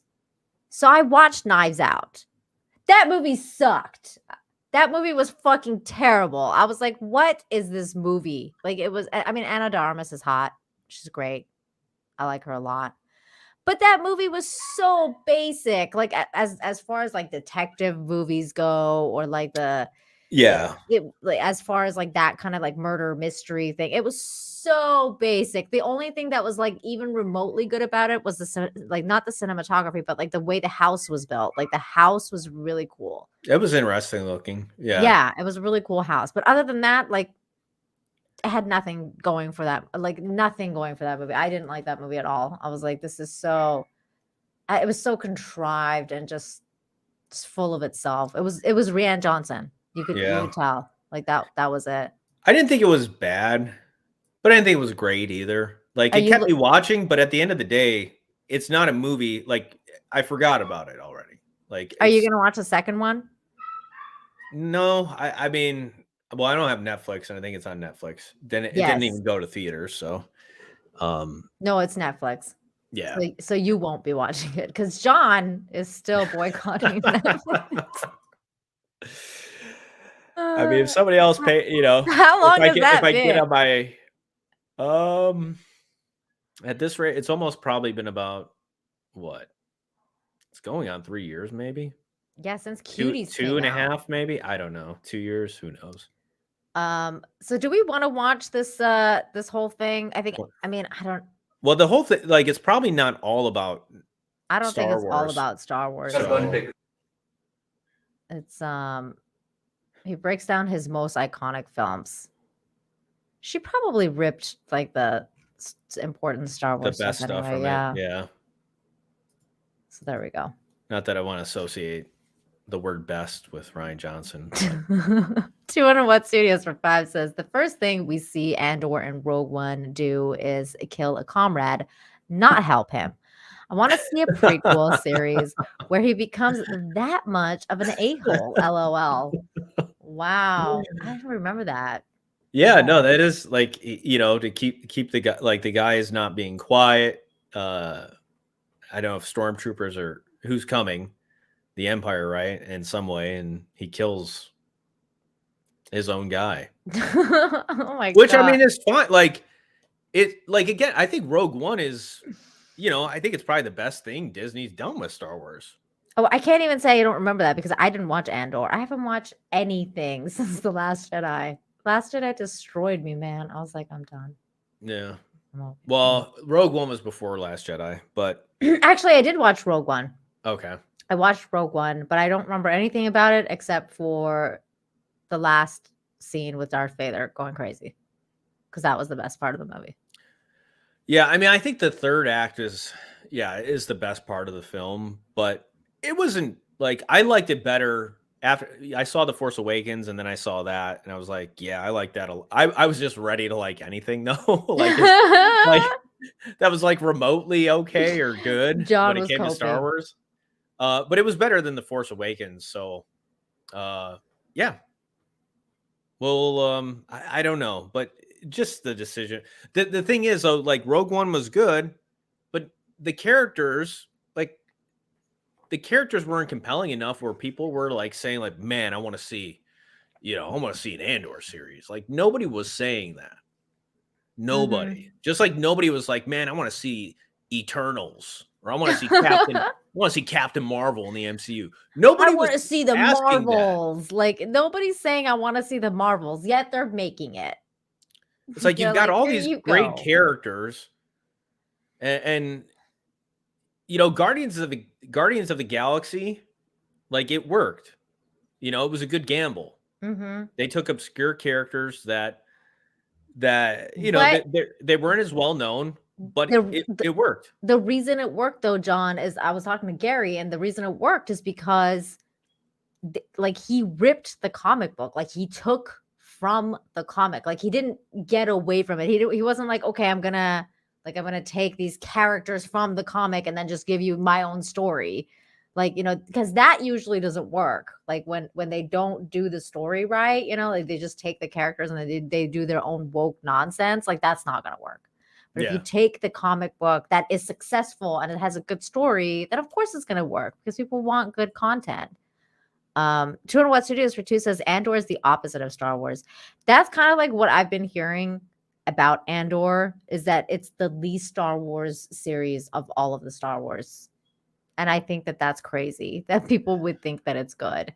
Mind you, like Mahler apparently really liked it. So, and they're going to EFAP it on Saturday, I think. So, hey, if you guys are into Andor and EFAP, check it out because he's going to EFAP it.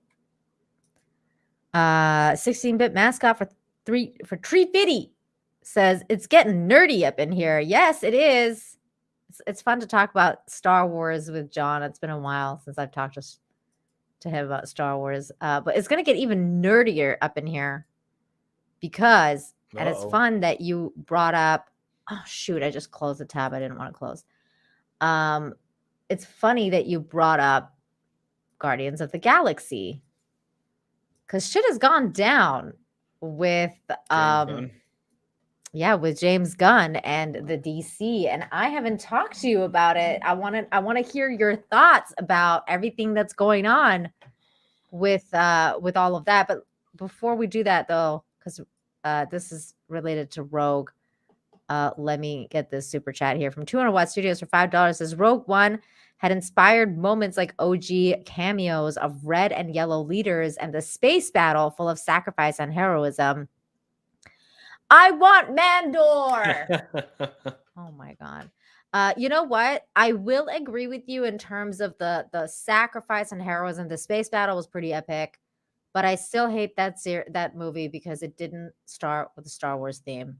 And that to me automatically makes the it Star Wars crawl and opening. Yeah.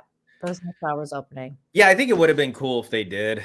I remember when I first watched it too, I was like, give us a little backstory here. And it just feels more like Star Wars when you do that.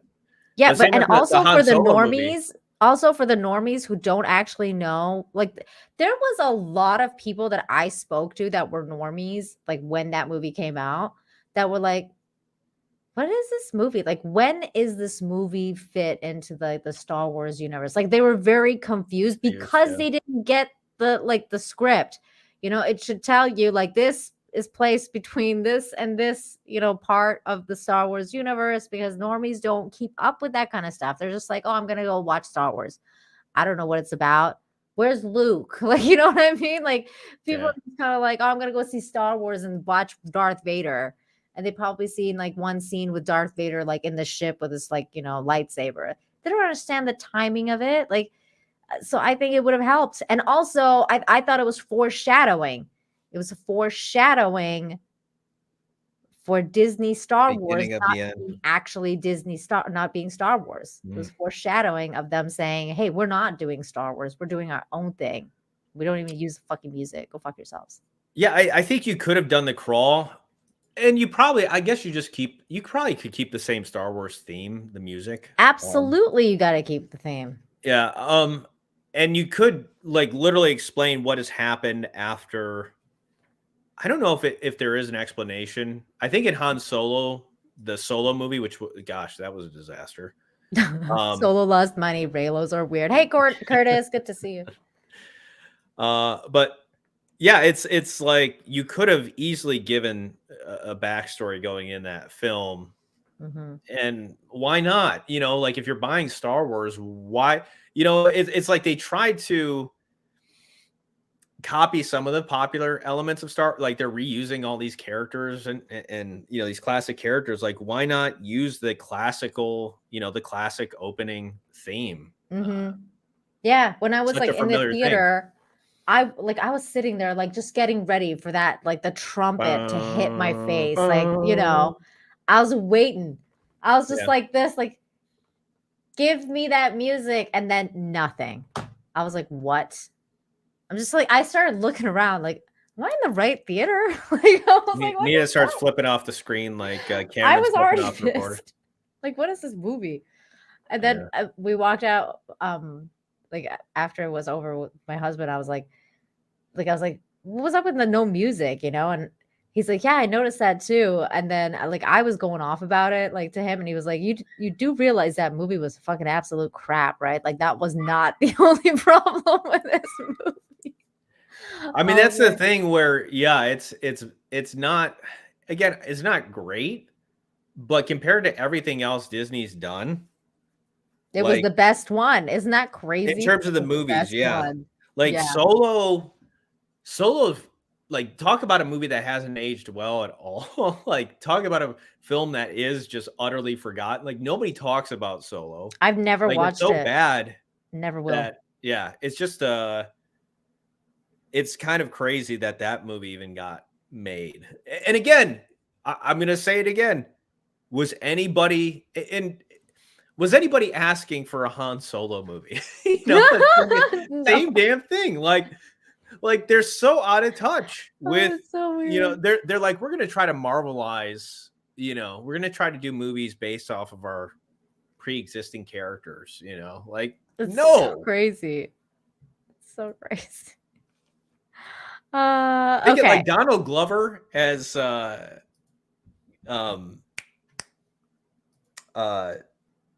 wasn't Han Solo, was it? No, it was that was the other guy. No, Donald Glover was in as Billy D. Williams' character. I can't believe I'm drawing a blank here. Lando Calrissian. Lando, yeah.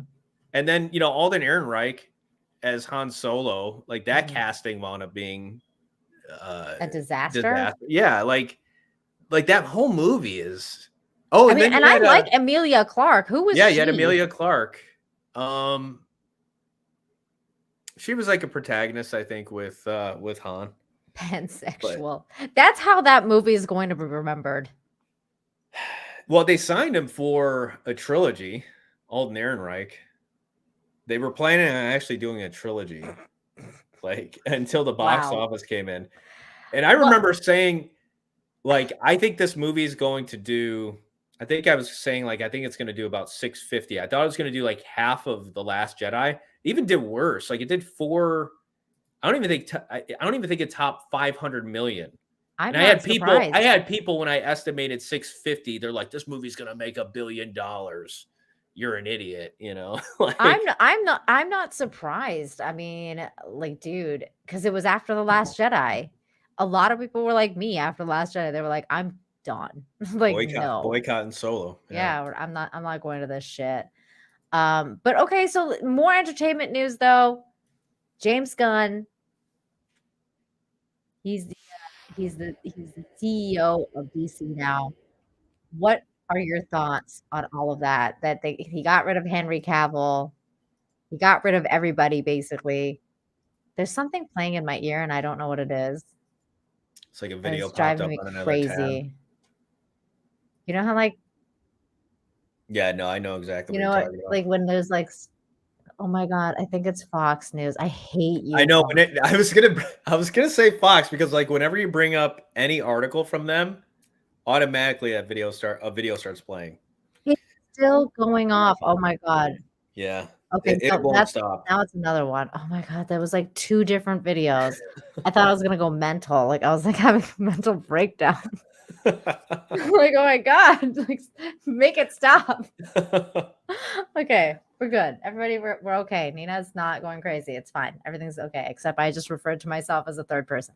Did you see that Tucker Carlson cat turd video? Yes, yeah. I was laughing so hard at that. That was so funny. Can you pull it up? Because we can watch it if you can pull it up. Yeah, I've got my edit of it. Like I just barely cut down some of the parts, but I feel like it's still got everything that was funny in it. We'll just watch yours then.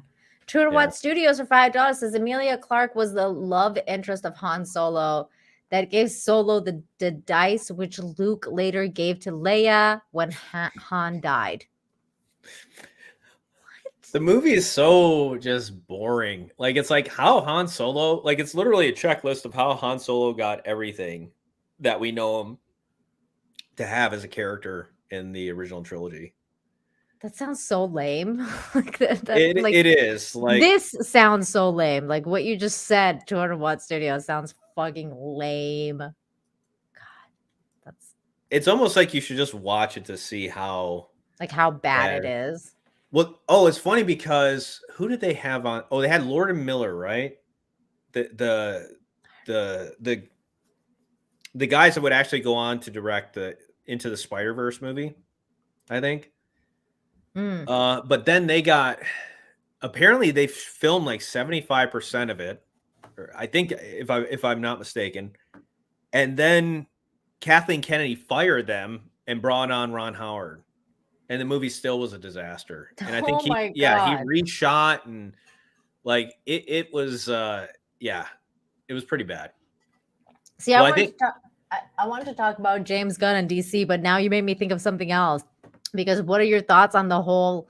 Because Kathleen Kennedy is involved in all of this, but the Indy 5 rumors that they're like reshooting to like give him a better ending, because apparently the main ending is like what we feared, that Phoebe Waller-Bridge is going to take over as Harrison Ford. Do you think that because James Mangold has been going off like calling everyone bullshitter and being like, it's not going to happen, like that's not what's happening.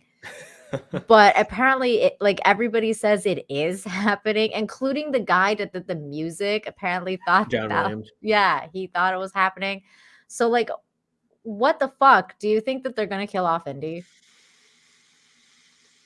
I wouldn't put it past them. But now if they did, because everybody's guessed the ending, now if they're reshooting it, they've probably changed it because they're like, oh shoot, cat's out of the bag. Well, Mangold has been going on telling everyone, like, that's not true. This is just internet troll rumors. There's no way. Well, if it's not true, then yeah, why, well, I guess he wants to defend his film, of course, and he wants it to do well. So, but he's calling people out. So, and that's like, again, for a director, like, first of all, shut up. Second of all, like, no one owes you anything, especially in Hollywood. Like, if he's just claiming make a good movie and then we'll judge that. Don't come out and call people out and be like, yo, you're just a troll for making up this rumor. Like, it's like, no, dude. Like, that's what the internet does. Like, they're just gonna do that. Like, well, how many times has the internet been right? A lot. About leaks. Like, these leaks get out there, and now like movies and TV series are spoiled because of it. It happened with Star Wars. Like all of the Rise of Skywalker leaks wound up being true. It's like, Game of Thrones ending was leaked. And we were all, we're all kind of like laughing at this stuff. Like, I mean, I'm thinking like, oh, this can't be true. This is how I feel too. It's like, thou protest too much, dude. Like, it feels like it's actually what's going to happen. But now he's come out here and like put his foot in his mouth so that if it does happen, this dude's career's over. If that happens, like everyone's gonna be like, you're a liar. He's gonna turn into Kevin Smith, basically. I don't know about that. I don't know if his career's over. He's directed some pretty good films. Yep. The Johnny Cash film, Logan, Ford versus Ferrari. Yeah, but if he kills Indy, I think a lot of people are going to be like, go fuck yourself, James. Yeah, no, I mean, it could be similar to The Last Jedi, like the type of backlash. Yeah, I can see it. The indie fandom are pretty crazy, but not as crazy as DC fandom.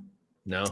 They've had hashtag fire James Gunn going off for the past, like, I don't know, 3 days, maybe more since the whole Henry Cavill news came out anyway, last week. I've seen hashtag fire James Gunn trend. People at DC are pissed off. DC fans, I should say, DC fandom, DC, especially the Snyder Cut people. But I don't think this is alone to Snyder Cut fans. I think that a lot of people are annoyed about what's happening. Because some people liked Henry Cavill as Superman, and people liked Wonder Woman. Gal Gadot as Wonder Woman. People weren't so hot on The Flash and Cyborg. And I think people were like lukewarm about Dwayne Johnson. But Dwayne Johnson just kind of entered the scene anyway. So it wasn't like oh yeah, like Black Adam, like let's fight for Black Adam. I Right. think people were like, oh, okay, whatever, Black Adam. But now it's like none of these things matter. It's like I feel like I watched Black Adam and it didn't matter at all. None of those movies matter anymore. We're not gonna get an ending to the Man of Steel, like meaning like Man of Steel 2, Sure. which is so stupid. They should. I mean, even I think they should have done Man of Steel 2. But what are your thoughts, John? What do you think is gonna happen? What are you thinking about all this? Well, Man of Steel was the sequel to Man of Steel should have been it should have came out 5 years ago, like at the latest. I don't know what. I mean, I'm assuming, like, I guess Batman v Superman. Technically you had Superman appearing in that, but just terribly written. Mhm. But I've said this before. We've obviously disagreed. I like Man of Steel. Yeah. I like Henry Cavill as Superman. And you teased him at the end of Black Adam. Mm-hmm. Did you watch Black Adam? I actually did. Yeah. How did you like it? I think I watched it yesterday. Or was it the night before? It was okay. It kind of feels like for crying out loud, with the saturation of superhero films in this day and age, it just feels like, oh, okay. Like I like Black been Adam's. there, done that. We've seen, it almost just feels like I feel like I've seen these movies before. Like there just isn't anything extraordinarily unique about the vision. Okay, yeah. Mm-hmm. Or the story. Of course, it's unique in the fact that it is, to the character, but there's other elements where it's like, oh, I've kind of seen a little bit of this. I've seen that. We've got the kid in there, and it's like there was some good. I'm not saying the movie was bad. I'm not saying that okay. it was good. I mean, it's a lot of action, but again, it's just not anything that really blows your hair back and says, Yeah. like, dang, there was some real risks taken here to stand out with this film. In fact, it was the opposite. It's like they wanted to play it. It was pretty safe As possible. Yeah, it was a safe movie. I really, really liked like Black Adam's entrance into the DC universe. Like I thought that scene was really freaking epic, like as far as like superhero movies go. But like there was a lot of confusing things though, because as always, DC introduced like a lot of characters that you were like, huh? Like, why am I supposed to feel good or bad about this person dying? I'm not naming anything just in case people want to watch it. I don't want to spoil it. But like, when like a person goes away and you're like, I mean, I don't know this character. Right. Like I'm a normie. I want to know more. I should have had another movie with this person before. Like, stop introducing giant groups of characters in like in a movie, and then like expect us to care about these characters dying or whatever. It's not going to happen in 2 hours. No, it's not. Or at least, I mean, you can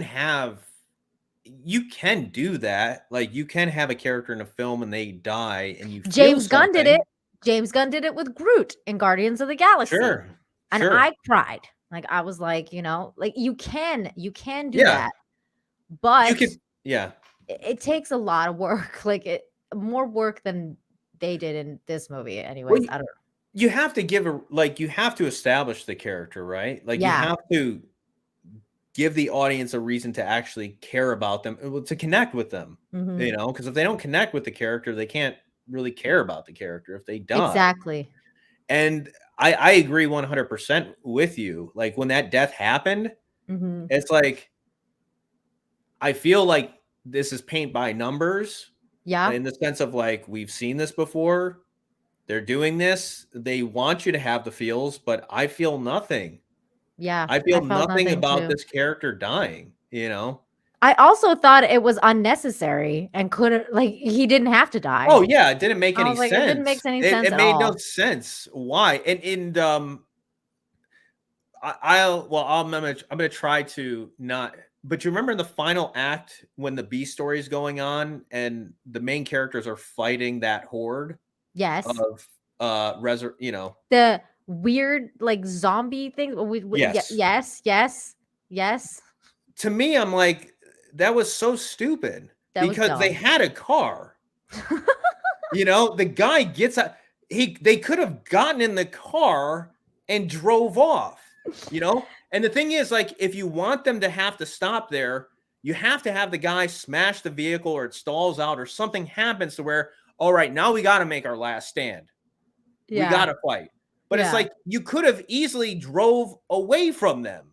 Like the guy just drives through like 5 of them, and he should have been like, get in, and they drive off. And then maybe they're being attacked, which even that wasn't necessarily established that these zombie characters rise from the dead. Like where the hell they come from, But did you see like the behind the scenes of that scene though, where there's like barely anybody there, and it's like the scene was just so like out of Hollywood with like green screens and stuff. It was just so bad. Like I was like, dude, this is terrible. It reminded me of Thor: Love and Thunder, like that cringe scene where the kids are The fighting. kids, yeah. At the end, I'm just like, this is just stupid.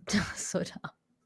Like it just doesn't make logical sense. Like, why would these characters fight a battle you don't have to fight? Why would you take a chance in dying? Which again, that enemy doesn't even seem to be like, they really didn't seem to be that much of a threat because these people just kicked the shit out of them. None of them died. No.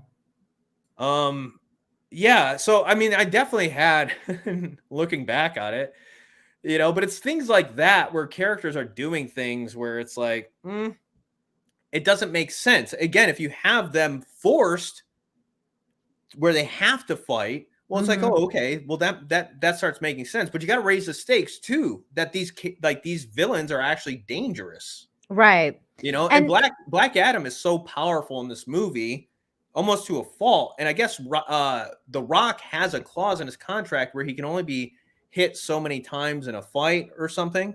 Really? I didn't know that. So Vin Diesel had something like this, I think, with the Fast and Furious movies, where I don't know if he can lose a fight or he can only get hit so many times. And so Dwayne Johnson, I think, took a page out of his book and wanted the same thing because they want to keep up this persona and this image, Oh. And it's like, I will say this. I like the way that characters were like, I like the violence of it in the sense of like, I don't think we've ever seen a character just totally annihilate kill people like this. Like that was something where it's like, oh, okay, you are bringing something new to the table here, and I can appreciate that. Well, and I liked it because it wasn't like overt. Like it was good. Like it wasn't James Gunn's Brightburn. Like I don't like it when it's like that. I didn't mind. I thought it was really like it was almost comical. Like some of the deaths or some of the things that were happening. Like it was almost they made it funny. I could handle it. Like I'm not a very gore person, but I could handle the violence in Black Adams, and I thought it was fine. It was okay. Same thing with the one I watched last night, Violent Night. It's like a Christmas movie that's supposed to be really violent. The violence was, to me, it was good. It was fine. Like it was good. Like it wasn't overt. Like there was a lot of like really nice shots where, yes, he's hitting a guy with a hammer and that guy's definitely died, but you don't see the brain get smashed to pieces. You know what I mean? Like it's like there's like really cool cuts and stuff like that, the way they've done it. Leave a little bit to the imagination. I don't like excessive. I don't like excessive gore, and I don't think Black Adam was excessive, which is good because they're trying to market it towards like young adults and teenagers and blah blah blah. But now it's gone. Black Adam's gone. Superman's gone. Everybody's gone. Basically, everybody except for I guess some of the Suicide Squad. That James Gunn created. Like maybe. He's like, I want to keep my characters around, but everything else can go. What if, his wife? What if James Gunn is a Marvel plant? Oh my God. He's there to destroy the DC universe. I was thinking that too. I was like a double what agent. if this motherfucker still works for Disney and he's like, I'm gonna go and destroy DC from the inside. Don't worry, guys, I got this. Like I'm just like, dude. Kevin Feige is like working with him right there. He's just totally like, yeah, I'm gonna completely destroy it. Like, it doesn't make sense to hire somebody from the opposing camp either. Really doesn't. And then they're like, hey, James Gunn, like to Kevin Feige, these fuckers, they think they got Henry Cavill as Superman. Just watch this, bro. Yeah. Like, Like, I'm gonna take him. Like, he's gonna be out of his prime by the time they fire me and he can come back. Like, yeah. And I love all the cope going on too, but could return later. Like, it's like there's a lot of cope with a lot of the language, but also a lot of like diplomatic language going on and a lot of the stuff that they said. Like, even the post that James Gunn was saying, where he was like, we had a chat with Henry Cavill and like this possibility working together in the future, whatever. Whereas in Henry Cavill's like, I'm done as Superman. Like, we had a he's been chat and jerked I'm around done. Like, so many times, like he was very cordial, very good about it, but Mhm. I just don't get it. I don't understand the logic. I don't know who they're gonna find as Superman. I think they want to do a younger Superman now. They That's what want, we're- yeah, he says he wants to do a younger Superman, but not an origin story. So we're not gonna get like baby like a year Kal-El. two Yeah. or year 3 Superman or something. I'm guessing maybe year 3 or 4, like when he's finally come to Metropolis and he's meeting Lois Lane again, and he already has his powers, so he knows how to fly and blah blah blah. Maybe we're gonna see him like find, what's it called? Not Metropolis. Oh my god, the ice place. Why am I like Fortress of Solitude. Yeah, the Fortress of Solitude. Maybe he's gonna find that. Like, I don't know. That's why I called it Smallville the movie, because I feel like it's like near the end of Smallville when he's like basically grown up. Yeah. It's like the final years. It's basically Smallville the final years. That's what I feel like James Gunn wants to do. But I don't know. Yeah, it's like you've already established this character. You've already established Henry Cavill's Superman. Mhm. You already killed him off. So, Yeah, an origin story. No, I mean, well, it's not really an origin story if you don't see Kal-El come to the Earth, like, or if you don't see the crash land, if you don't see like him being raised by Jonathan Kent, and what was his mom's name? I forget. Margaret? No, something else. His mom's name, I'm forgetting. But yeah, like if you don't see that, is that considered an origin story if you don't see that? Well, it's kind of like the Batman, right? Where the Batman with Robert Pattinson, like, it's not an origin story, right? But it's a fairly new Batman. Yes, Maybe they and I wanted to hate be it. similar. Martha, thank you. Yeah, I was gonna Thank say you. Mary. Oh my but no. God, what is that?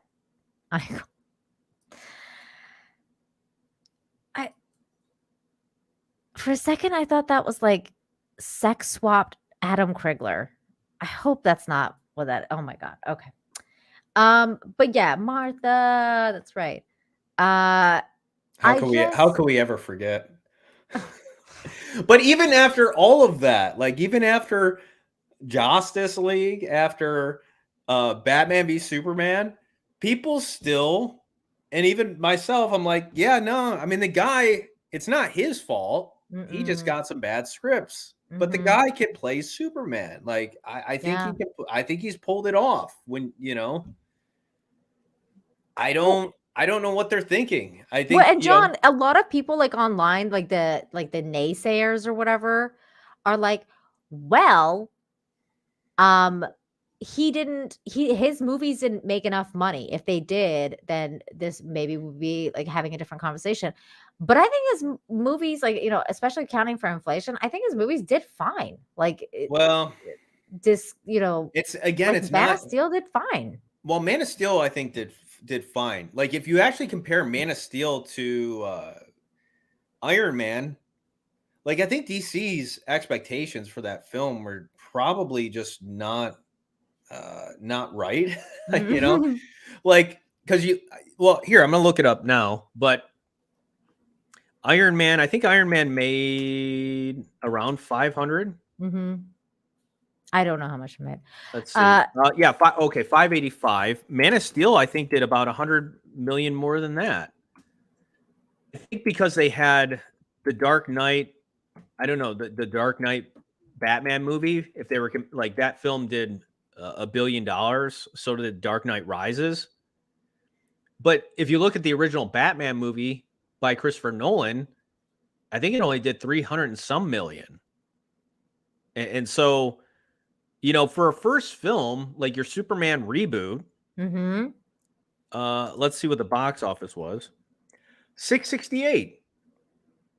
Not bad. No.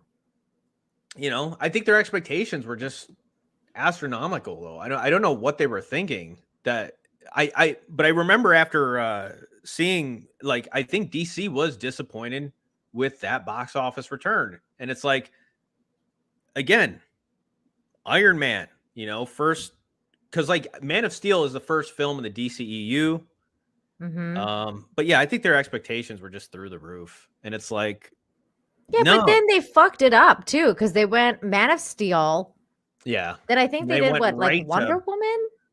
And then they did no, Batman v Superman. Wonder Woman came after Batman v Superman. Oh, was it? Okay, so Yeah. then they went so Man of Steel, then they did Batman v Superman, the first cut, not the Snyder one.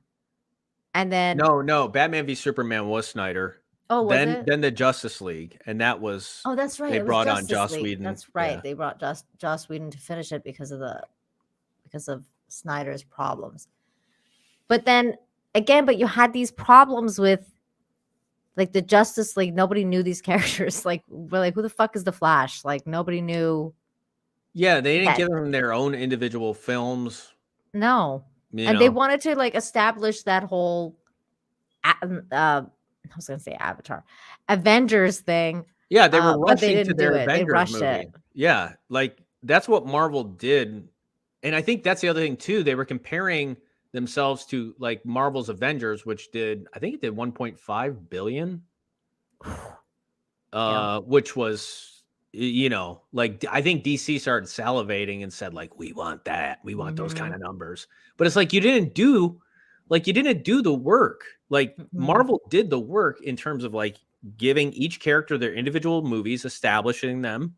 Except for fucking also, Black Widow, which they failed on. That's the Yeah. only one that they messed up on. Even that could have came after the first Avengers movie. It wouldn't have been, you know, the fact that it came out like That's after true. That's Endgame true. was Before ridiculous. she died would have been nice. Right. Yeah. But it's like, you know, they did the work. Like they laid the groundwork and they also built up the anticipation. Mm-hmm. You know, like even from Iron Man, that, hey, there's going to be an Avengers film. Each subsequent film, they were building it up.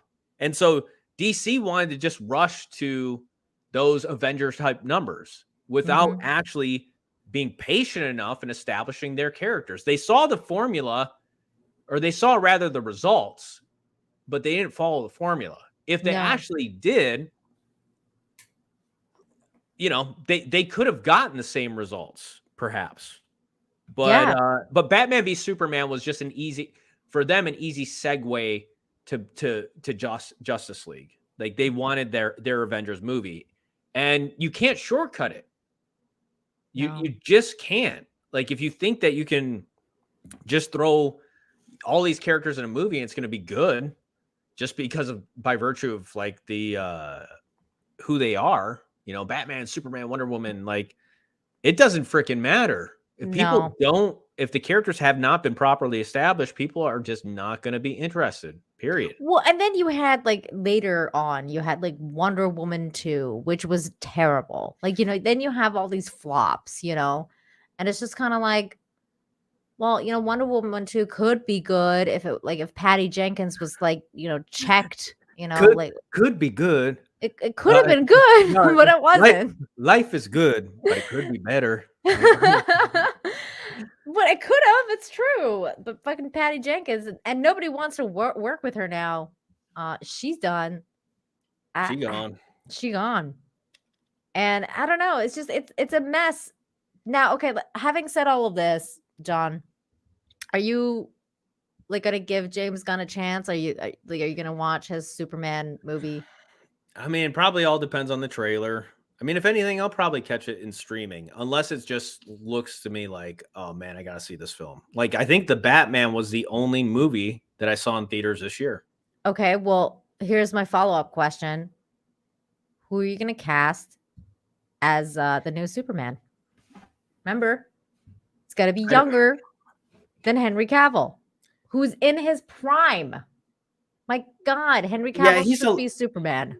Yeah, I mean, he's starting to get out of that point. Like, even though with the original Superman movie, like his hairline was kind of receding a little bit, you know. Stop it. But yeah, I mean, here's the thing. I mean, he's still like he embodies that character. Like he is that character. And so, you know. So who are you gonna cast as the new Superman? I don't even know, because I really don't know who's gonna be possibly better than Henry Cavill. I really don't, you know. It's whoever it is has really big shoes to fill. No, they do. Now I wonder if James Gunn's gonna go like rando, like not someone established, like maybe somebody like an unknown. Because a lot of people think like, you know, maybe he's going to go for, you know, Timothée Chalamet or Tom Holland. Some people say, I don't think Tom Holland's They Spider-Man. don't have the build for the character. Neither one of those guys, unless they're going to, they're not tall enough though either. I mean, that's but those are the biggest stars on the planet right now in terms of like age, like in terms of that age range. So maybe like I was thinking Robbie, like I was thinking Robbie from Cobra Kai, like the character of Robbie. But he's too short. But at least he's got the build and he's got that curl. Like so he's got like he's got the upper body, and it's not like, you know, Tom Cruise hasn't played action movies before, you know what I mean? Like you can make people look taller than they are. You can to a certain extent, but I think like Cavill's at least 6 foot. Yeah, he's taller. You know? He's a tall boy, I think. Henry. I think he's probably 6'1", maybe.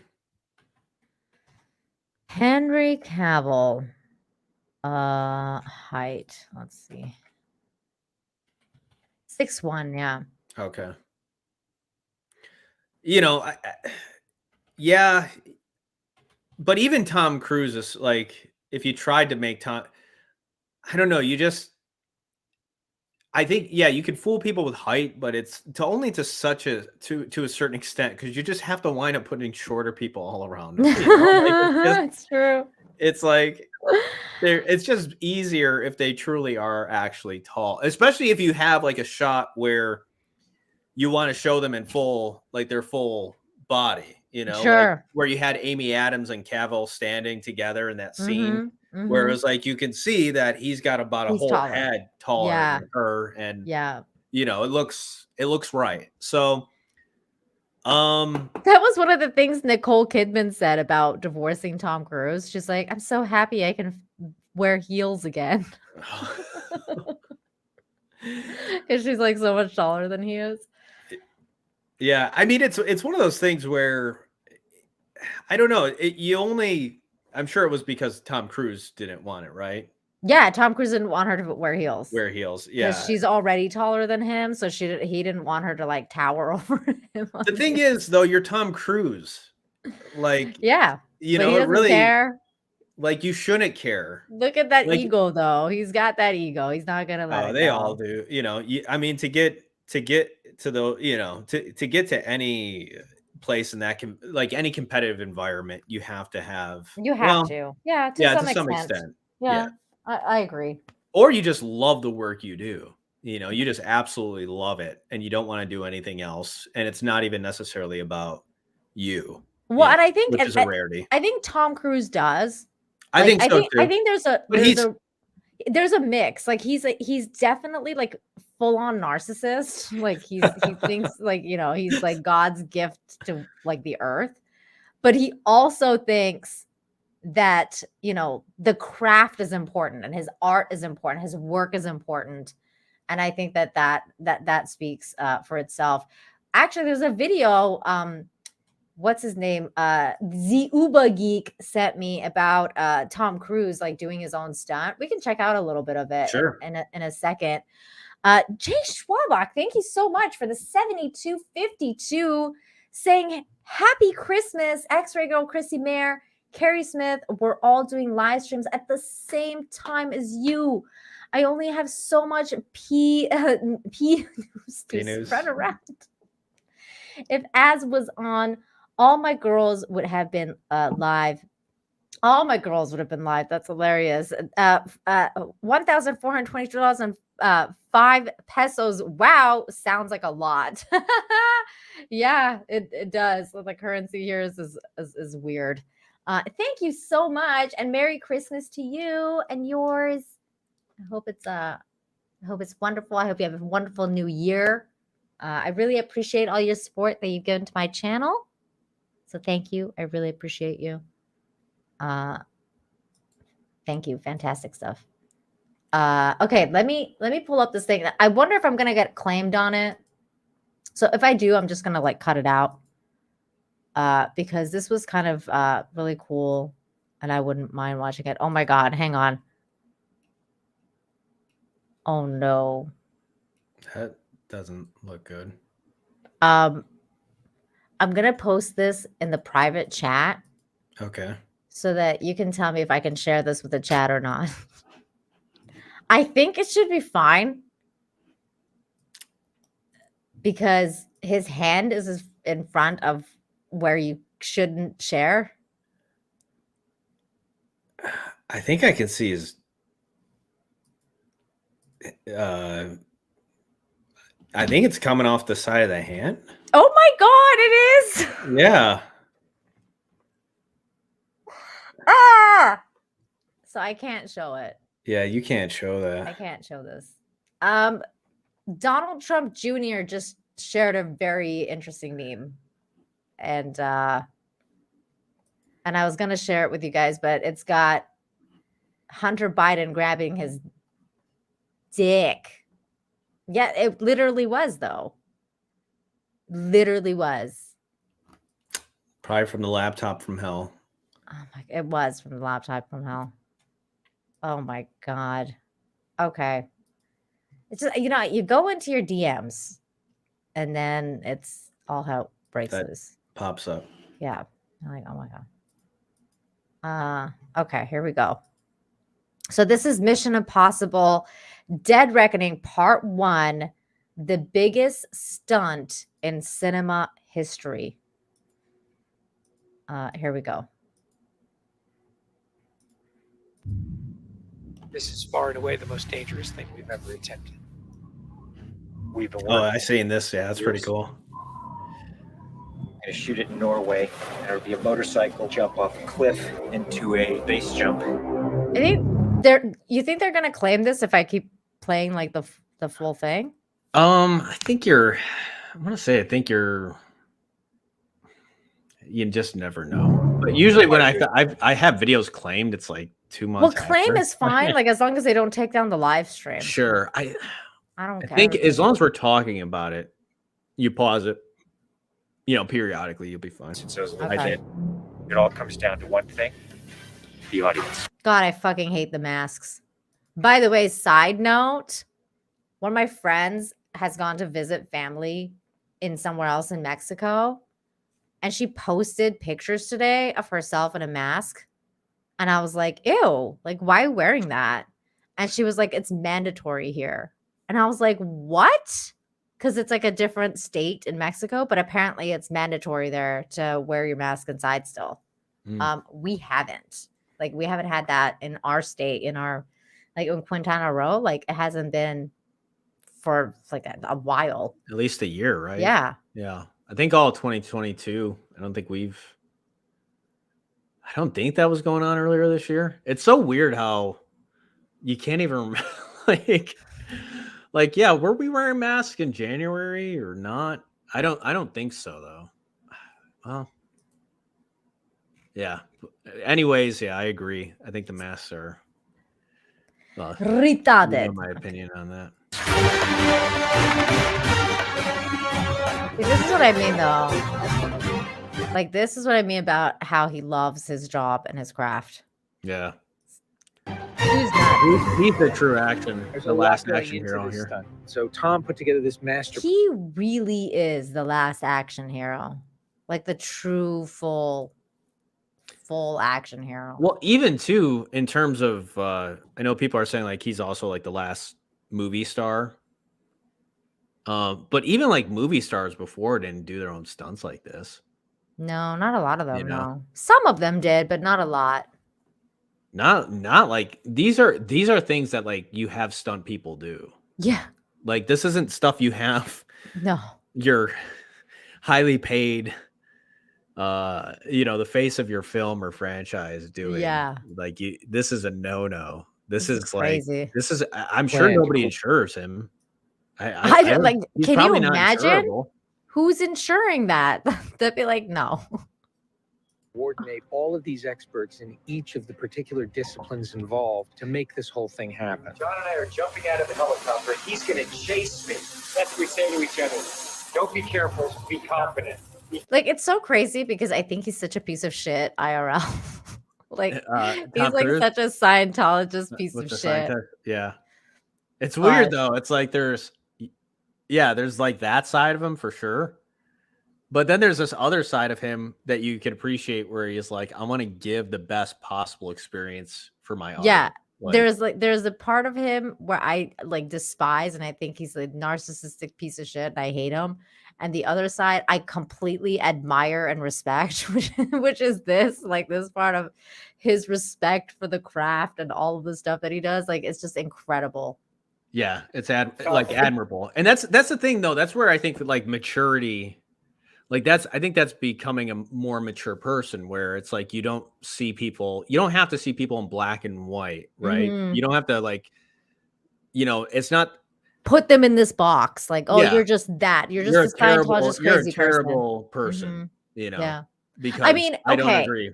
I will draw one line. Well, If- and to be fair though, he very well, and again, I don't know. I've seen these different sides of him. It's kind of like like God be the judge at this point because like he's definitely kind of a complicated guy in some respects, and certainly some of the decisions Right. and beliefs that he has. But that's the thing where you can like even people you dislike. I should say it like this: even people you dislike and disagree with, you can still learn something from them, like Yes. through something that you find it admirable. Where you're Mhm. like, man, like I do admire that quality that they have. And Exactly. But I will say this: if it comes out, or like, and I say this about anybody, if you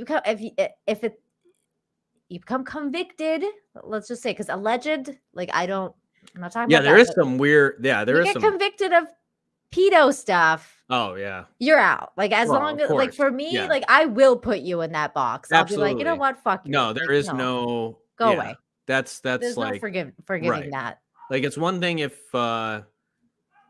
yeah, I mean maybe you had some your wife or your ex-wife said you were this or that or whatever, things like that happen, but that Shit happens. once you get into that other category like of Yeah. that, like you are gone. Yeah, that You know, one you are- category, you're in a box Yeah. by yourself, away from Like society. it doesn't matter what positive attributes quote unquote you have. Yeah. No, you deserve to be outcast. Yep. Shamed. Shamed and Yep. yep. Yep. Yeah. I'm glad we're on the same page. This is why we're friends. A year of base training, advanced skydive training, a lot of canopy skills, a lot of tracking. Tom Cruise, he's an amazing individual. You tell him something and he just locks it in. His sense of spatial awareness, he's the most aware person I've ever met. Lots of practice on stability and freefall. You kind of have Tracking to with be John though. I and mean, Miles in the air look at doing- what he's doing. I was thinking too, what if you pass out? Like, do they have like somebody that is there a button that somebody else can manually hit the chute, Mhm. or not manually, but remotely? Ooh, I don't know. Because I'm thinking like, yeah, you pass out and you can't pull that chute, you're You're done. done. Like, Yeah. it's over. Game over, man. Hey, that's why I said convicted. Well, here's the thing. Like, if you think about, well, I mean, even Tom Hanks, like There's rumors about that guy. The rumors and speculation, even even if none of it, like, let's just say none of it was true, like, even the rumors and stuff that you've heard, like, it still kind of taints watching a Tom Hanks movie. It kind of does, because I was watching Elvis the other night and I was like, ugh, I hate Tom Hanks now. Like, I was like, ugh. Yeah, Michael Jackson, is kind of another one of those guys where, I don't know. I suppose there's a lot of speculation. I don't know. There's a lot of speculation about that one, but I'm in the camp of I don't think he did it. Yeah. So that's why I'm so fine with listening to. So you can still, Michael's music. Here's the question though. Like, if an artist was just so good, like, is his music just so good where you just want to believe that he, I've asked myself that very question, but I think I'm very happy with my decision. I think I'm fine. if you believe, I did enough research. I think I'm fine with it. Yeah. And if that's true, that, like, I'll never know. It's just one of those things where I'll never know. Yeah. So I'm just gonna pretend that that's not the case. I did like the Razor Fist videos though, that he debunked that theory. That was good. Lots of different positioning, like they're a two-man team in the air, coming on top of each other, below each other, backtracking, front tracking. We've drilled and drilled and drilled. When you do a lot of jumping, like, what if you just the canopy control skills improve a lot. Wind up smacking into each other? Dude, that always reminds me of that King of the Hill episode when Peggy goes fucking skydiving and the cord doesn't work.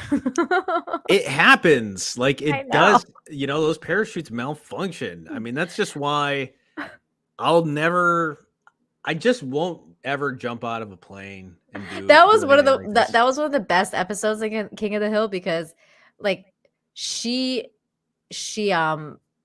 like flattens out in that episode, and it's like a to be continued.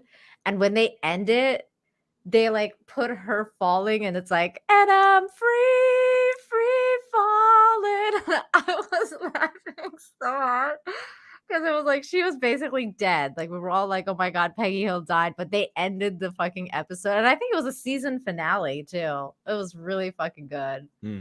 God, Mike Judge is great. The training's gone really well. It's progressive massively. Hey, McHugh. How are you? Great. That was a pretty good landing. Next part of training right here. Motocross. Let's do it. Hey, this dude is bad. So we built a motocross track. Getting competent in the motocross, so he's comfortably jumping 70, 80 foot tabletops. Great time in the air, great positioning on the bike, landing well. I have to get so good at this that there's just no way that I miss my marks. That's good. Come a little closer. Coming up with the stunt is only one of the technical. He's got to be like challenges. 100 The other years is putting a old, camera like in a still place that doing you this stuff. What? He's gonna be like 100 years old still, Yeah, he like, dude, like he could do indie. Like, you know how like people were like, oh, can Harrison Ford really do this like at his age or whatever? Tom Cruise would. Like, if Tom Cruise was doing like Mission Impossible when he's like 90 years old, he'd be like, give me that cane, Sonny, I'm going to jump off this cliff myself. He might not even need a cane. Like, he's but he watches. He's very strict with his diet. He's very regimented. You would and it shows, to be. You have to be. Like, there's no way you could do the stuff that he's doing. Yeah, how old is he at this? Like, I'll look it up right now. I think he's in his 60s. 60s? He is 60 years old. That's crazy. Like, yeah. Look at the guy. Yeah, he looks great. I mean, he's in great shape. Yeah, whatever. He looks fantastic. Maybe the Scientology is working. Like, God knows. He's like convinced his brain that he's still 25 or whatever. He really has. He has brainwashed himself into believing that. He's like, if I could wake up every day, I'm 25. I don't, you know what I mean? I mean, he's probably got some pretty good genetics, of course, but you that know, cult life. he does take care of himself. Yeah. Yeah, he does. He does. But you know what though? Sometimes the taking care of yourself can also become like cult like mentality. Sure. Like, because Yeah. it becomes very like routine and regimented and like whatever, which I think he's good at. I think he's good at Well, having it could that just be cult. habit. You know, you establish a good habit and Mhm. you stick to it. And I think he does have a level of self-discipline that just most people don't too. Like he's very intentional and he makes it a point to do X, Y, and Z to stay in shape, to do all the right things. Mhm. Agreed. And he's still freaking making these movies and doing his own stunts at 60. I mean, It's that's insane. Finding the right lens, the right platform, the right medium. Even 2 years ago, the cameras didn't exist that would allow us to do what we're trying to do today. How do we involve the audience? I just want to give Wait, which one is this for? the next Mission Impossible. Oh, I it's think. the next one? What is it? What are we at right now? Is it 8? Or Yeah, is I it think 7? so. I thought it was 7. I don't remember. I think it's 7. I think, yeah. them that thrill. That means the camera has to be in front of Tom and as close to him as possible. Feels like you're going over the camera. Yes. It's very cool. You train and drill every little aspect over and over and over and over again. They were doing 30 jumps a day. Getting to a Wow. point where he was just a machine. I mean, over 500 skydives. That's what we do. I mean, 60 years 500. old, you know? Like a lot of 60-year-olds. Like I've never skydived, but I imagine the chute too, and that pulls and Yeah, the yank. jerks Yeah. and everything. Yeah, it's like Yeah. he's no I mean 500 skydives, like that's insane. that's crazy. 15,000 motocross. But it proves though, it proves you can defy aging to some Yeah. extent, like 13,000 of these bike jump thingies.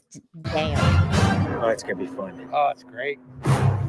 We replicated this ramp in England at a quarry. We filled the quarry with cardboard boxes, which were there to catch the motorcycle. The reason why we did that is so that Tom could simulate the jump. How fast should I go off? What distance do I Holy travel? shit. We built models of different ramps at different angles to calculate what Tom's trajectory would be. We have to be able to consistently predict where Tom is going to be in three-dimensional space. We're I gonna feel have like there's a GPS parody chip on out, me. like where you can make a parody. Wait, what'd of you this. say? I feel like there's like a parody or an SNL skit to be made where like they're just doing like crazy stuff with Tom Cruise, like literally just throwing him in the air or like Oh my throwing him God. off buildings. Like he just becomes this human like stunt rag doll. or Yeah, he's like something. like the rag. Yeah. Every single one of Tom's jumps, along with he's like, "I'm his fine. ground I'm good." speed, whether there was a Oh, head yeah. end, whether there was Slammed in the crosswind. walls. And by doing this multiple times, we were able to get a consistent set of data. So that each take we can see what height I am. So this way we can set drones and cameras Side note: Henry Cavill was in Mission Impossible and it was great. Yeah. in The places last like 3 Mission Impossibles have been really good. I've liked all of the Mission Impossibles. Like, Yeah, I felt like the first 3 it's kind of like hit and miss. They all have got like some good points and bad points, but the last 3 have been like Really really, good. really solid. very entertaining stuff. yeah. Like, they all have it. Like, it's weird too because it's such a long like time franchise that you would think like, oh, by now it's like, what hasn't he done? Like, it's all been done now, Tom. Like, what are you gonna do next? And then he just like comes back with something else, and you're like, damn, like that was cool. Like, Yeah, just- it's like the stunts he's up in the ante. Every yeah, time. it's incredible because it's what you said about Black Adam, like that. What are you doing that's new? Like and somehow like he comes out with something new every time, and I really like. I really enjoyed the Mission Impossible movies. Yeah, They're he's fun. turning this into Bond certainly has like a bunch like the longevity of Bond has been around forever, but or 50 years, at this point. But I think he's trying to establish this as like I I mean, I think he might do 10 of these movies before everything's said and done. Yeah, who knows? You know, Is they're it kind not- of in is- the same vein. They're similar but different. Is the next one supposed to be the last one? I don't think he said that, has he? I don't know. No, it's actually they're filming 2 of them. Oh wow. Yeah, they're doing 7 and 8, I think, together, and they're releasing. I think they're releasing 7. I think maybe sometime this year, and then 8. I don't know, maybe next year or maybe 2 years. I'm not sure how they're releasing. Yeah, because the other one, I mean, that was COVID era, like when they were filming it. Yeah. So He broke I don't his he broke his foot or broke his. that leg was or the something one before. with the jump. Oh, okay. Yeah, he broke it for the last one. The one that he was with Henry Cavill. Oh, okay. That's when he broke his leg. Go right into close-up. Rule 1. Don't hit me with the drone. Because if we do it all, we don't capture it right. What's the point? Let's do it, guys. Ready? Yep. Always wear my earplugs so I don't hear myself scream. We are ready. Yeah, Tom Cruise laugh. You know that's also interesting that he said that because like that he's like, so I don't hear myself scream, but like after 500 jumps, do you think you would still scream like when you make the jump again? Like I don't know. I would feel like I would be used to it by then. Yeah, you'd think so. Maybe he's just joking around. Maybe. He's like, I don't scream. The key is me I'm not a hitting certain bitch. speeds and being consistent with that. There's no speedometer, so I do it by sound and feel of the bike. And then as I depart the bike, I'm using the wind that's hitting me here, and I'm cupping my chest. That will give me lift.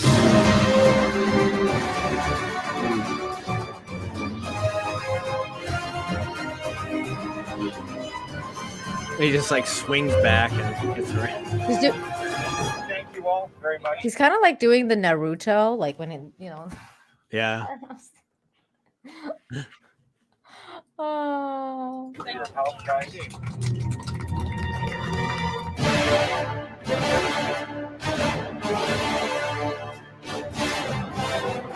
Oh, this is insane.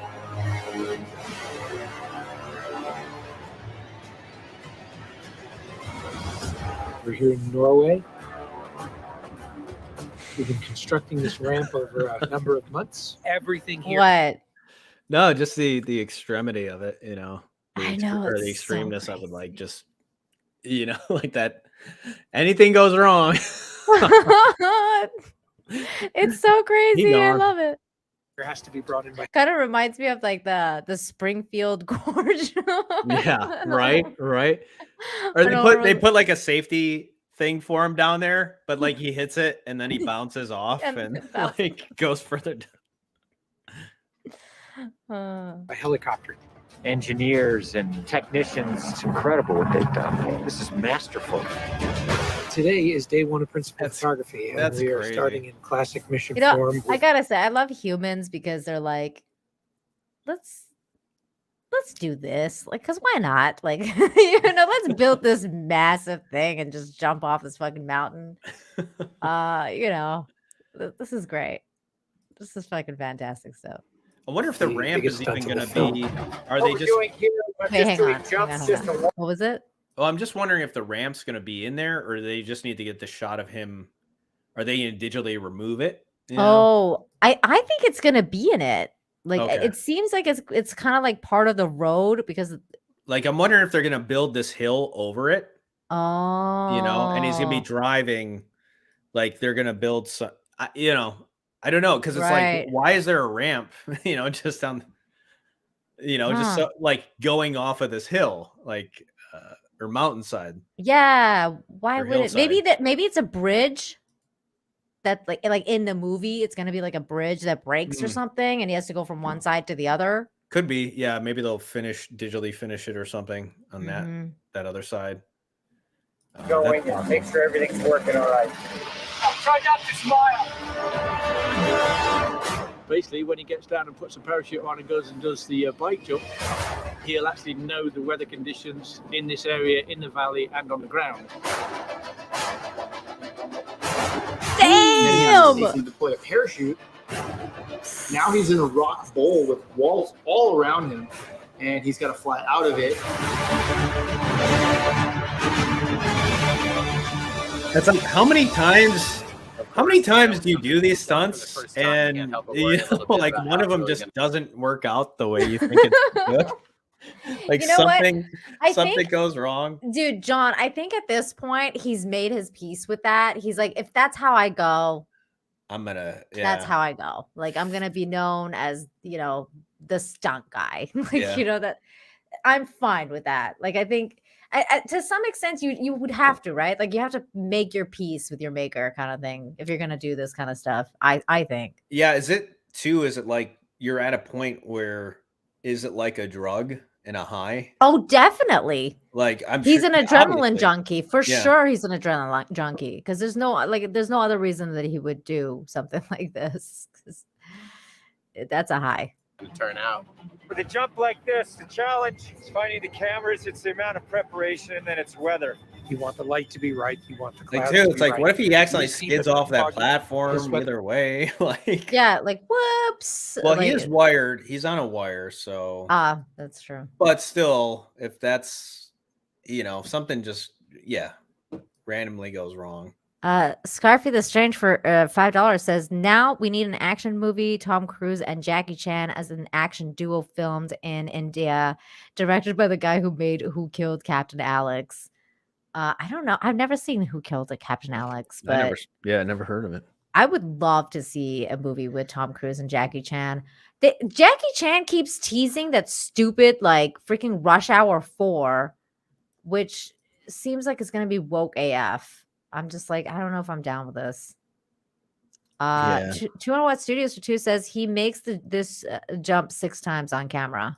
Yeah, that's crazy. Yes, he does. He just has to do it over and over. The right here is exactly what we're looking for.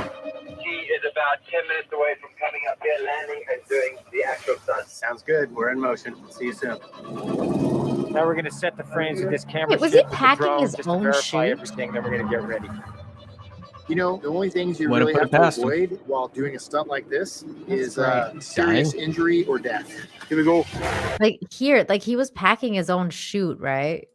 Because I mean, you know, I would probably do that too. Or is that somebody else? Because I'd be you know, watching. because that's the thing, right? Like that's Well, you your had life. Adam Baldwin. Somebody didn't check a gun. See, that's your entire life, right? Like in that backpack, like. Oh, So I can see why you would well, want he to is pack it wired. yourself. Does he have a wire on this? I don't know. Actually, maybe he doesn't. Sounds good. Not here, We're in but motion. No, See they you were soon. doing the other one with the safety wires. here I don't see any You know, wires. the only things Yeah, you really no. have to I think when he was doing the practice. Oh going- yeah. When he was doing the practice, there was Yeah, wires. but here I avoid think this while is the doing real a stunt deal. like this is serious injury or death. Here we go. Oh, Ready? Serious injury or death. No shit, dude. No wires. Jesus Christ. A motorcycle, which is pretty dangerous, on top of a ramp that's elevated off the ground. So if you come off the ramp, that's going to be very bad. You're falling. Real quick, TZ says, yeah, each skydiver packs their own. Yeah, because you can't trust someone else's skills, like your life. Yeah, you Your gotta know. life has You to gotta be know how to yours. do it. And how to Yeah. I don't know. I'm imagining there's a certain technique to that. Oh my god. But yeah, This gives me anxiety, and I'm just I watching know it. you're not even doing it. It's If you don't, it's Like, like you got to commit to it too. You You can't do. like slow up. You can't do anything. Like I'm committing to like drive off this cliff. I Yeah. cannot. which I'm sure it's like all of your everything is, telling you slow down, don't do it. This is bad. Mhm. But it's really that would be like the worst thing you could do. Like that's the most dangerous thing you could do. Because if you try to slow down when you get up Yeah. to that point, No, you gotta commit. That's the same Right. thing with driving too. It's like you gotta commit. Like, are you gonna make the turn or not? Or are you gonna stop? Just either Right. way, you gotta make that commit. That's when accidents happen when you hesitate. Yeah, I Get think it. I think it goes for life too. Like anything you're doing, like you can't expect it to be like there's always going to be a level of risk Mhm. to, like it what is marriage? But like a commitment, Yep. right? It's like a Yep. full on commitment. And if you're kind of just like always, you know, perhaps halfway, then it's like, I don't know. I think there is something to like, just, you know, you're sure it's risky, but like you're committed to something, and there's a lot of benefits to reap from that. For, you know, when you hear about people who have been married for 50 or 60 years, you know, they're enjoying the fruits of that union. Absolutely. But had they not committed, then nothing. Yeah. I mean, I know it seems like, yeah, you get like really good things out of whatever that it is that you commit to. Like it could be your job, like with Tom Cruise, you know, you could commit to something like that, to your craft or to whatever it is. Whatever you commit yourself to, you're going to see some results either way.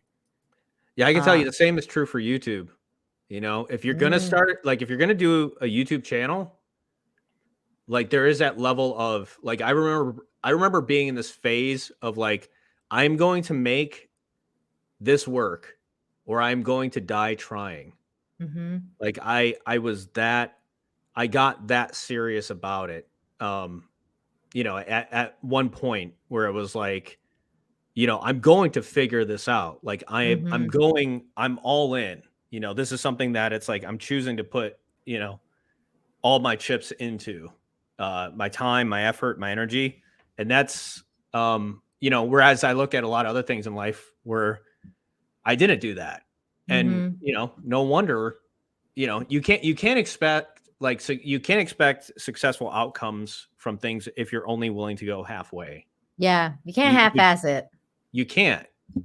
No, and you know what? And Ron's right. This is when you get hurt, especially when stuff like this happens, like stunts, you got to commit. If you don't commit, you're going to get hurt. Yeah. Clean exit from the bike and you get tangled up with it. If you don't open your parachute, you're not going to make it. Woo! I'm stressing out just watching this. 3, 2,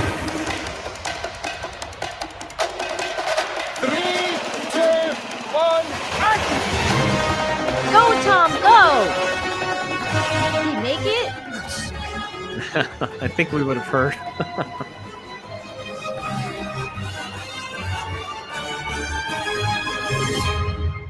Fool, man.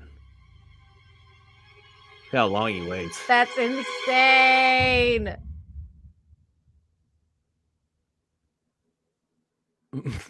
They're all holding their breath to see if he survives. I saw canopy. He's like, on the one hand, I'm sure he's good friends with Tom Cruise, but on the other hand, it's like his whole movie could be done. Like, do you film all this stuff last? That would probably make sense. That this is like the last stuff you film, just in case your star dies. You know, it's like the studio. Here's the thing. The funniest part would be like if he did the stunt, and that guy's like, "Fuck, I forgot to press record." Yeah.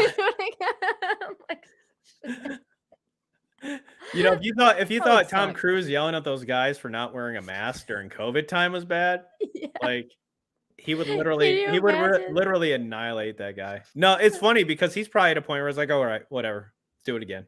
Yeah, we'll just do it again. That's fine. Because he's already. Did we get it? Did we get it? No. Nobody says anything. Like everybody's just kind of like everybody's kind of like looking around, like not at him. Oh my god. Okay, here we go. To you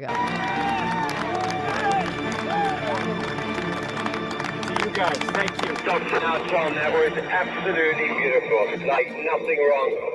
Bike went away. I mean, the track was perfect. It was like it was the form looked pretty darn good. Mate. I think I can hold to the bike a little longer. What did you say?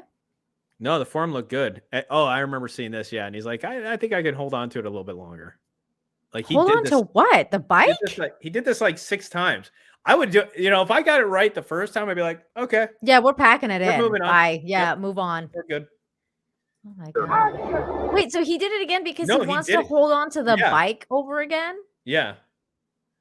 Like he's nuts. Pretty much the biggest stunt in cinema history. Again, this Tom is like Cruise stunt, just this is rode like a motorcycle stuntman off work. a cliff. Like, this isn't actor work.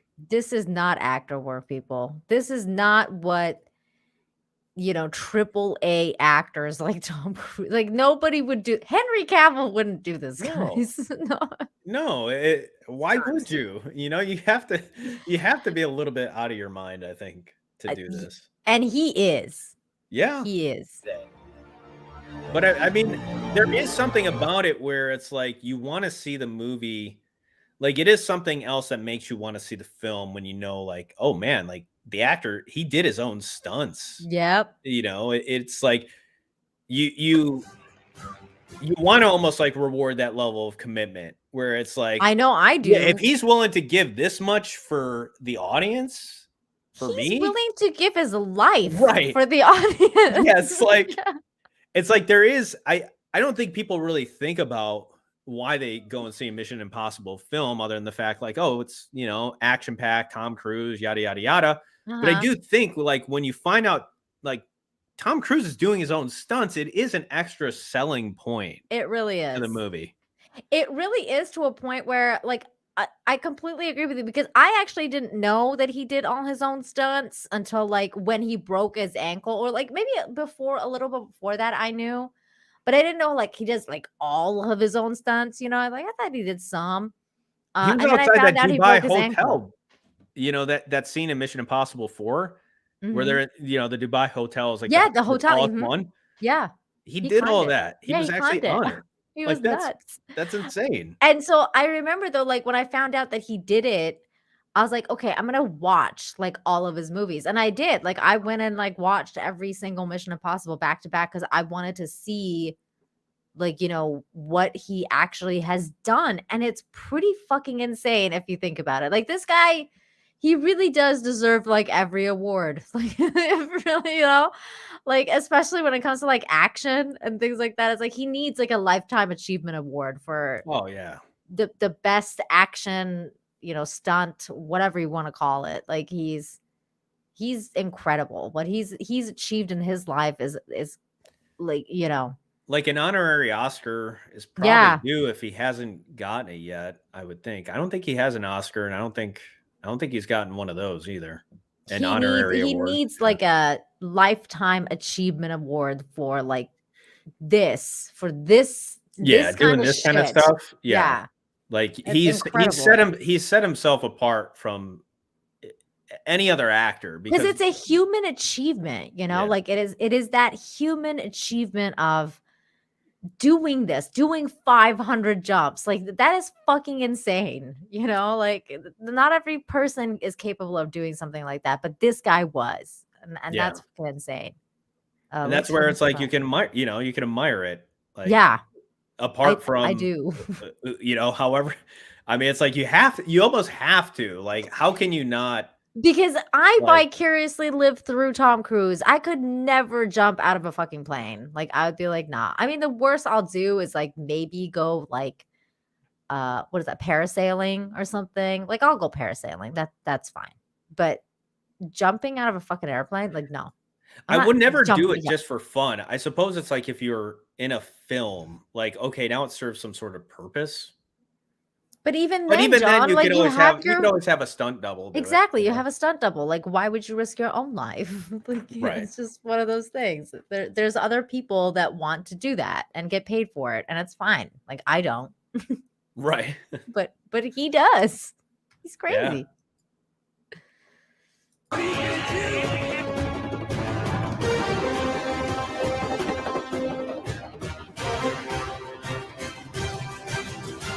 Dun, dun, dun, dun, dun, dun, dun, dun. Don't know if he held onto the bike any longer than he did before. Maybe he did. I don't. Maybe it was probably like a fraction of a second. Can you tell? Like, I don't think so. Incredible. Yeah. This is gonna be, odds are this film is just gonna be a great action ride. I'm looking forward to this. Like the action, I would say the action is even better than The only thing that scares the me Bond is films. to have plans for Oh, Mission definitely. Are you kidding? Yeah, I mean I think they've topped that. Oh, that's a part one. So they are Okay, doing it is a two. two-part, Wow. 4th of July. Incredible stuff. Love it. That was fantastic. I mean, there are some great action sequences in the latest, like in the Daniel Craig Bond films, but yeah, but I mean, like, I think Mission Impossible tops it. Like that, there's more Mission Impossible memorable stuff to me than like the new Bond.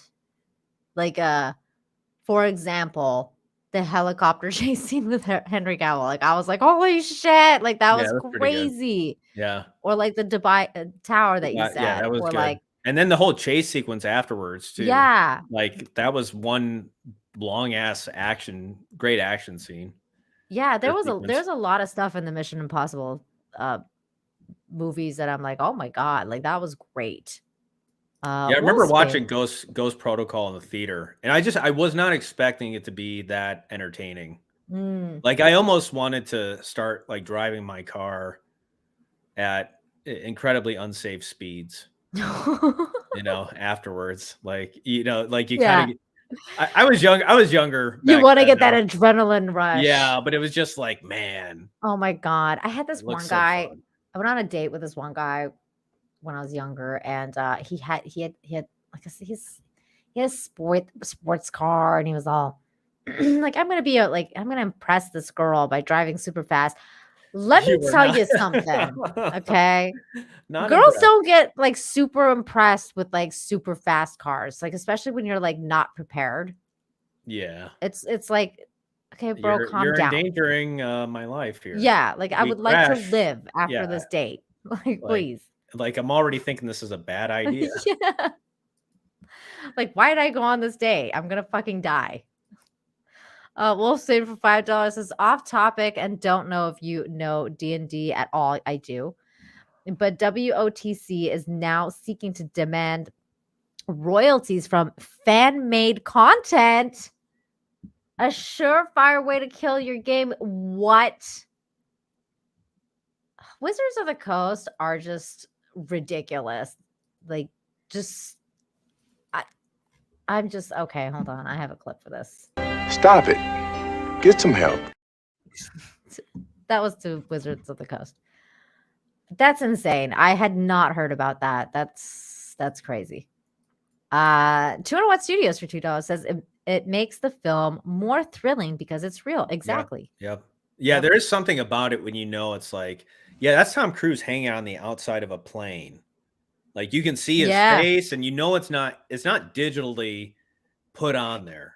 That's one of the things, John. That's one of the things that really does it for me at this point when it comes to movies. It's like if it's real and it's not CG and it's not like, oh, like it's not in a green fucking screen studio. Yes. Okay. Like this guy legit went and jumped out of a fucking plane and they videoed him doing it. Like it's like those things are nuts and it's not done anymore. Like this is not like a Marvel movie. You're seeing this human being achieve this incredible thing and other human beings too. Like, cause you saw how many people were on that team. Oh like yeah. There's a lot of work to build. You got to build that big ass ramp. Mm-hmm. I mean that in itself, I'm like, man, how do you even begin to do that? Yeah. Like to do all of it. It's like this effort of like humans coming together to achieve this thing is incredible to see it. I love that kind of stuff. I wish they would do more of that. Like we need more realistic stuff in movies. I was watching, have you seen Cleopatra? The old one? Yeah. Yeah. The one with Elizabeth Liz Taylor? Yeah. Mm-hmm. Richard Burton. I never saw it, so I was like, all right, I'm finally gonna watch this. It's like 4 hours. The movie itself is, it's not to me at least. It wasn't on the level of like Ben-Hur or like in terms of the story. Yeah, it's an okay movie. Yeah, the movie itself is okay, but really, what you marvel at, because the film cost like over 40 million at that time. Which in inflation, it would be still like the biggest budget film ever made. It'd be it was 40 million at the time. Back then. I think it was 44. Crazy. 44 million. There was a lot of waste too. It's not all the money went directly into the film. They had to reshoot things, and there was a lot of like just wasteful management of it. Mm-hmm. But if somebody made for inflation. And this was I watched a documentary on it afterwards, and this was in gosh, I think it was like in the 90s, this documentary came out. They were saying it'd be like 10 times that amount. Because it was made in 1963. So that even means now, so it would have been 440 million, adjusted for inflation then. That would probably be like 700 million now. I don't know, like no movies are made for 700. No. But what I'm getting at is like the incredible amount of like they actually built all these sets. They did. All these people were real people, like these extras, like these huge, massive crowds. Like they just don't make films like that anymore on that level of scale and spectacle. No. Like everybody's CGI'd in, you can tell like there's just such a difference when you have real people, like even Gladiator, which is, a great movie, but you could tell when Russell Crowe goes into Rome and there's the Colosseum and you could tell it's all CGI. Like it's not physical, like it's not touchable. And there's just such a difference and so that's where I was like, I enjoyed that film just because of that production value. Whereas it was incredible what they achieved at the time. Was quite something to behold. Yeah, I guess this sequence here when Cleopatra enters Rome. So the first time they were trying to shoot it, a lady fell off an elephant and she was like half naked already. And I guess it took a lot of her skin off, like her backside. Because like you don't think about it, but an elephant's skin is pretty rough and she didn't have any clothes, like very little clothes on. Like rug burn, but like, yeah, it was, I guess it was pretty bad. So that kind of halted production for a little bit. And then the cinematographer was like, the lighting is just terrible. It's not work. So basically they shut down production that whole, like for that day. And they reshot the scene. I think it was like later on. It was like one of the last film scenes they actually shot for the film. But how much money, the amount of money wasted in this movie. Like Elizabeth Taylor was sick for just so many. Well, she signed on for $1 million, which was unheard of. She was the first actress or actor period to ever do that. And then it got to a point, well, she was sick. She wound up getting sick a lot. And so they couldn't shoot things. And then she had a clause in her contract where if it was shooting went on past a certain point, she was getting paid $50,000 a week. By the time the film was actually finished, she made $7 million off of this movie. And adjusted for inflation, that would be pretty astronomical. That's a lot. Yeah.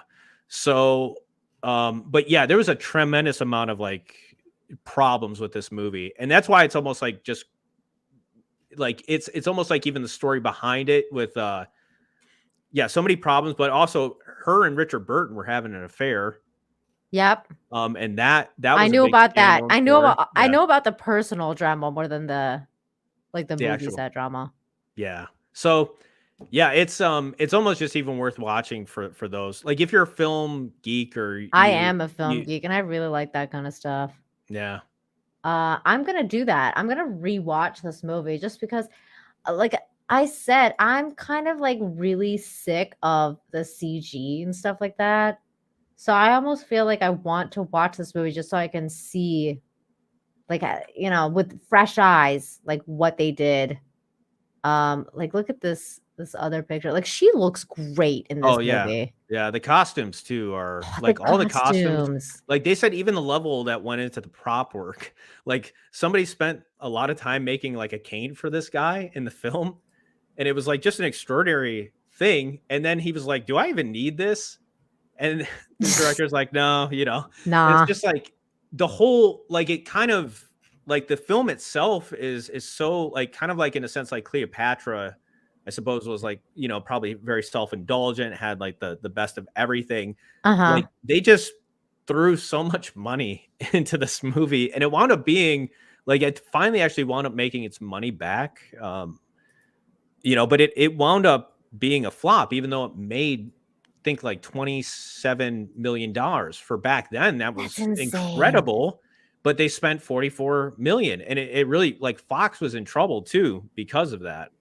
Oh, that's so crazy. Yeah. The one with Patty Jenkins, by the way, that's in the crapshoot. Like that's not happening anymore. Wonder Woman or Cleopatra? Cleopatra, because Oh, she was okay. gonna do Cleopatra with Gal Gadot. Okay. And that's not happening anymore. Yeah, that would have been interesting. It would have been interesting. I would have liked to see it, but well, at least I would have liked to see Gal Gadot as Cleopatra, not so much Patty Jenkins as Cleopatra. I don't know if I don't know if she's got the skills to pull off Cleopatra. I'm not gonna lie. The first Wonder Woman wasn't bad. Again, I think the script was pretty rough for Wonder Woman 2, though. The first Wonder Woman was okay. Yeah. It was really good up to like the third act. The third act was not good. Like I didn't like the ending. Like I was like, I don't know. The third act was kind of problematic for me. Because he dies. What was his name? Not just because he dies. It was like the villain. Like I didn't like how that whole like scenario went with the villain thing and her fight with him and everything like that. Like I didn't like it. Like I thought it was like I thought it was lame. Yeah, it wasn't. That's the thing about that movie. Like it wasn't bad, but it wasn't anything like extraordinary. Yeah. Either. It's just kind of I thought it was gonna be extraordinary because like at the beginning, like it was going that way. Like that scene where she's in like the war. And first of all, I like the fact that it was World War I and it wasn't World War II, because it's like, fuck, we've had enough of Nazis. Okay. Like it's Right. it was fun that it was like a different war. Yeah. But when she's fighting that scene and she's kind of like, giving back up to the guys, and like the men were very manly in that movie. And I thought that scene was really well done. Like when she's like, kind of like just doing her Wonder Woman thing. Like that was a really well done scene. So I thought that entire kind of like story, the way she had made it, was going really well until it kind of like, I was like, at first it was going to that extraordinary level. And then it was like, nah, not gonna go super extraordinary. Yeah, it was like, oh, that's right. It's like a fish out of water. Yeah, Patty didn't write Wonder Woman. She didn't write the first one. Oh, okay. Was she involved in the second one? Mm-hmm. Oh, okay. Yeah. That's like Sam Raimi when he I think maybe he and his brother wrote the third Spider-Man. So I think David Coep wrote the first one. Alvin Sargent wrote the second one, which was the best in my opinion. But he's an incredible screenwriter. And then Sam Raimi and his brother took over for the third one. It's like, oh my gosh. It shows like you got like you're a really talented director. Like you're really good at this. Mm-hmm. But you're just not a David Coep or Alvin Sargent. Like, you're not the same. Yeah, unfortunately. So I mean, it's so crazy. I hate when they do that. Like when movie studios are like, oh, here's like whatever, let's do another director though for the same fucking thing. It's just like, what are you doing? Same thing with Star Wars, like Rian Johnson coming over for JJ or whatever. It's just like, stop it. Wolfsbane for $5 says, even though it's Jar Jar film, M13 was the movie where he puts Mission Impossible 3. Okay, sorry. Mission Impossible 3 was the movie where he puts a knife up to his eye with the high probability of being stabbed. Mission Impossible's best villain, by the way. Yeah. Is that Philip Seymour Hoffman, I think? He's great. Was the villain in that? Yeah. I really like Mission Impossible. So many things about it. Jordan Watt Studios, thank you for the $5. This Ghost Protocol was the first of the films to light the fuse into the iconic Mission Impossible theme. They had at that one, and then for another $5 says the silent version of Ben-Hur, Cleopatra, and 10 Commandments has had massive outside sets as well. That's it's very true and incredible. Okay, well, we've been going for 3 hours, John, and I'm kind of getting really tired. I know that sounds really weird, but I been out all day. I got my nails done. Maybe you just need to drive off a cliff or something. I know. I feel like maybe I should just go parachute out of a plane. Like that'll wake you up. I feel like I kind of really want a lot of people to drive off cliffs recently. That sounded bad. Like, oh, you should just jump off a cliff. I know. But that's like me when I tell people to go play on a highway. Do it, Tom Cruise. Yeah. The chat does rock. You guys have been absolutely amazing tonight. Thank you so much, everybody, for being here. Yeah. It's been so fun to talk to you, John. Always is so fun to talk to you. Yeah. Tell everybody what's going on with your channel, where they can find, well, people can find you and what you got coming up next. You can find me at John Talks. My second channel recently got demonetized, so go figure. Oh, no. I'll reapply for monetization at some point when I'm able to do that. But yeah, John Talks. I also would like to start putting out videos on John Talks Life, maybe weekly. And yeah, so if you're kind of interested in some self-improvement content, or just, I think that's probably the vein that I'm going in for that. Yeah, subscribe. Yeah, all of the links that he just talked about are in the description down below, as well as his Twitter and Instagram. So make sure you are subscribed to all of them. And Deranged Lunatic for $1.99 says, Merry Christmas, Nina and John. Merry Christmas to you, DL. Thank you so much for that super chat. Curtis, Merry Christmas to you. Everybody have a very, very Merry Christmas, you guys. I guess, yeah, we won't see you till yeah, I don't know if we're gonna see you guys. Well, I don't know if I'm gonna see you, John, until the new year. So probably we're gonna be seeing each other again in 2023. How wild is that? The last stream of the year. So yeah, take us. Oh wait, let me one last time. Thank you everybody for being here. Thanks for the super chats, everybody. All the lovely comments. Thank you so very much. And if you can find me here on Friday for Infinite Hope, gonna have a really awesome show, because it's the 23rd. It's gonna be Christmas Eve, so it's gonna be Christmassy. It's gonna be Christmas themed. We're gonna talk about good things and animals, cute animals and good people and all the good stuff. So come back here at 2:00 Eastern. It's the new time, and we'll hang out. We'll have some fun. And with that said, take it away. All right, you guys, catch Infinite Hope. I don't know about you, but I got a fever, and the only prescription is Merry Christmas. Merry Christmas. Love y'all. Take care. Have a good one. Everybody. Happy New Year. Happy New Year. Merry Christmas.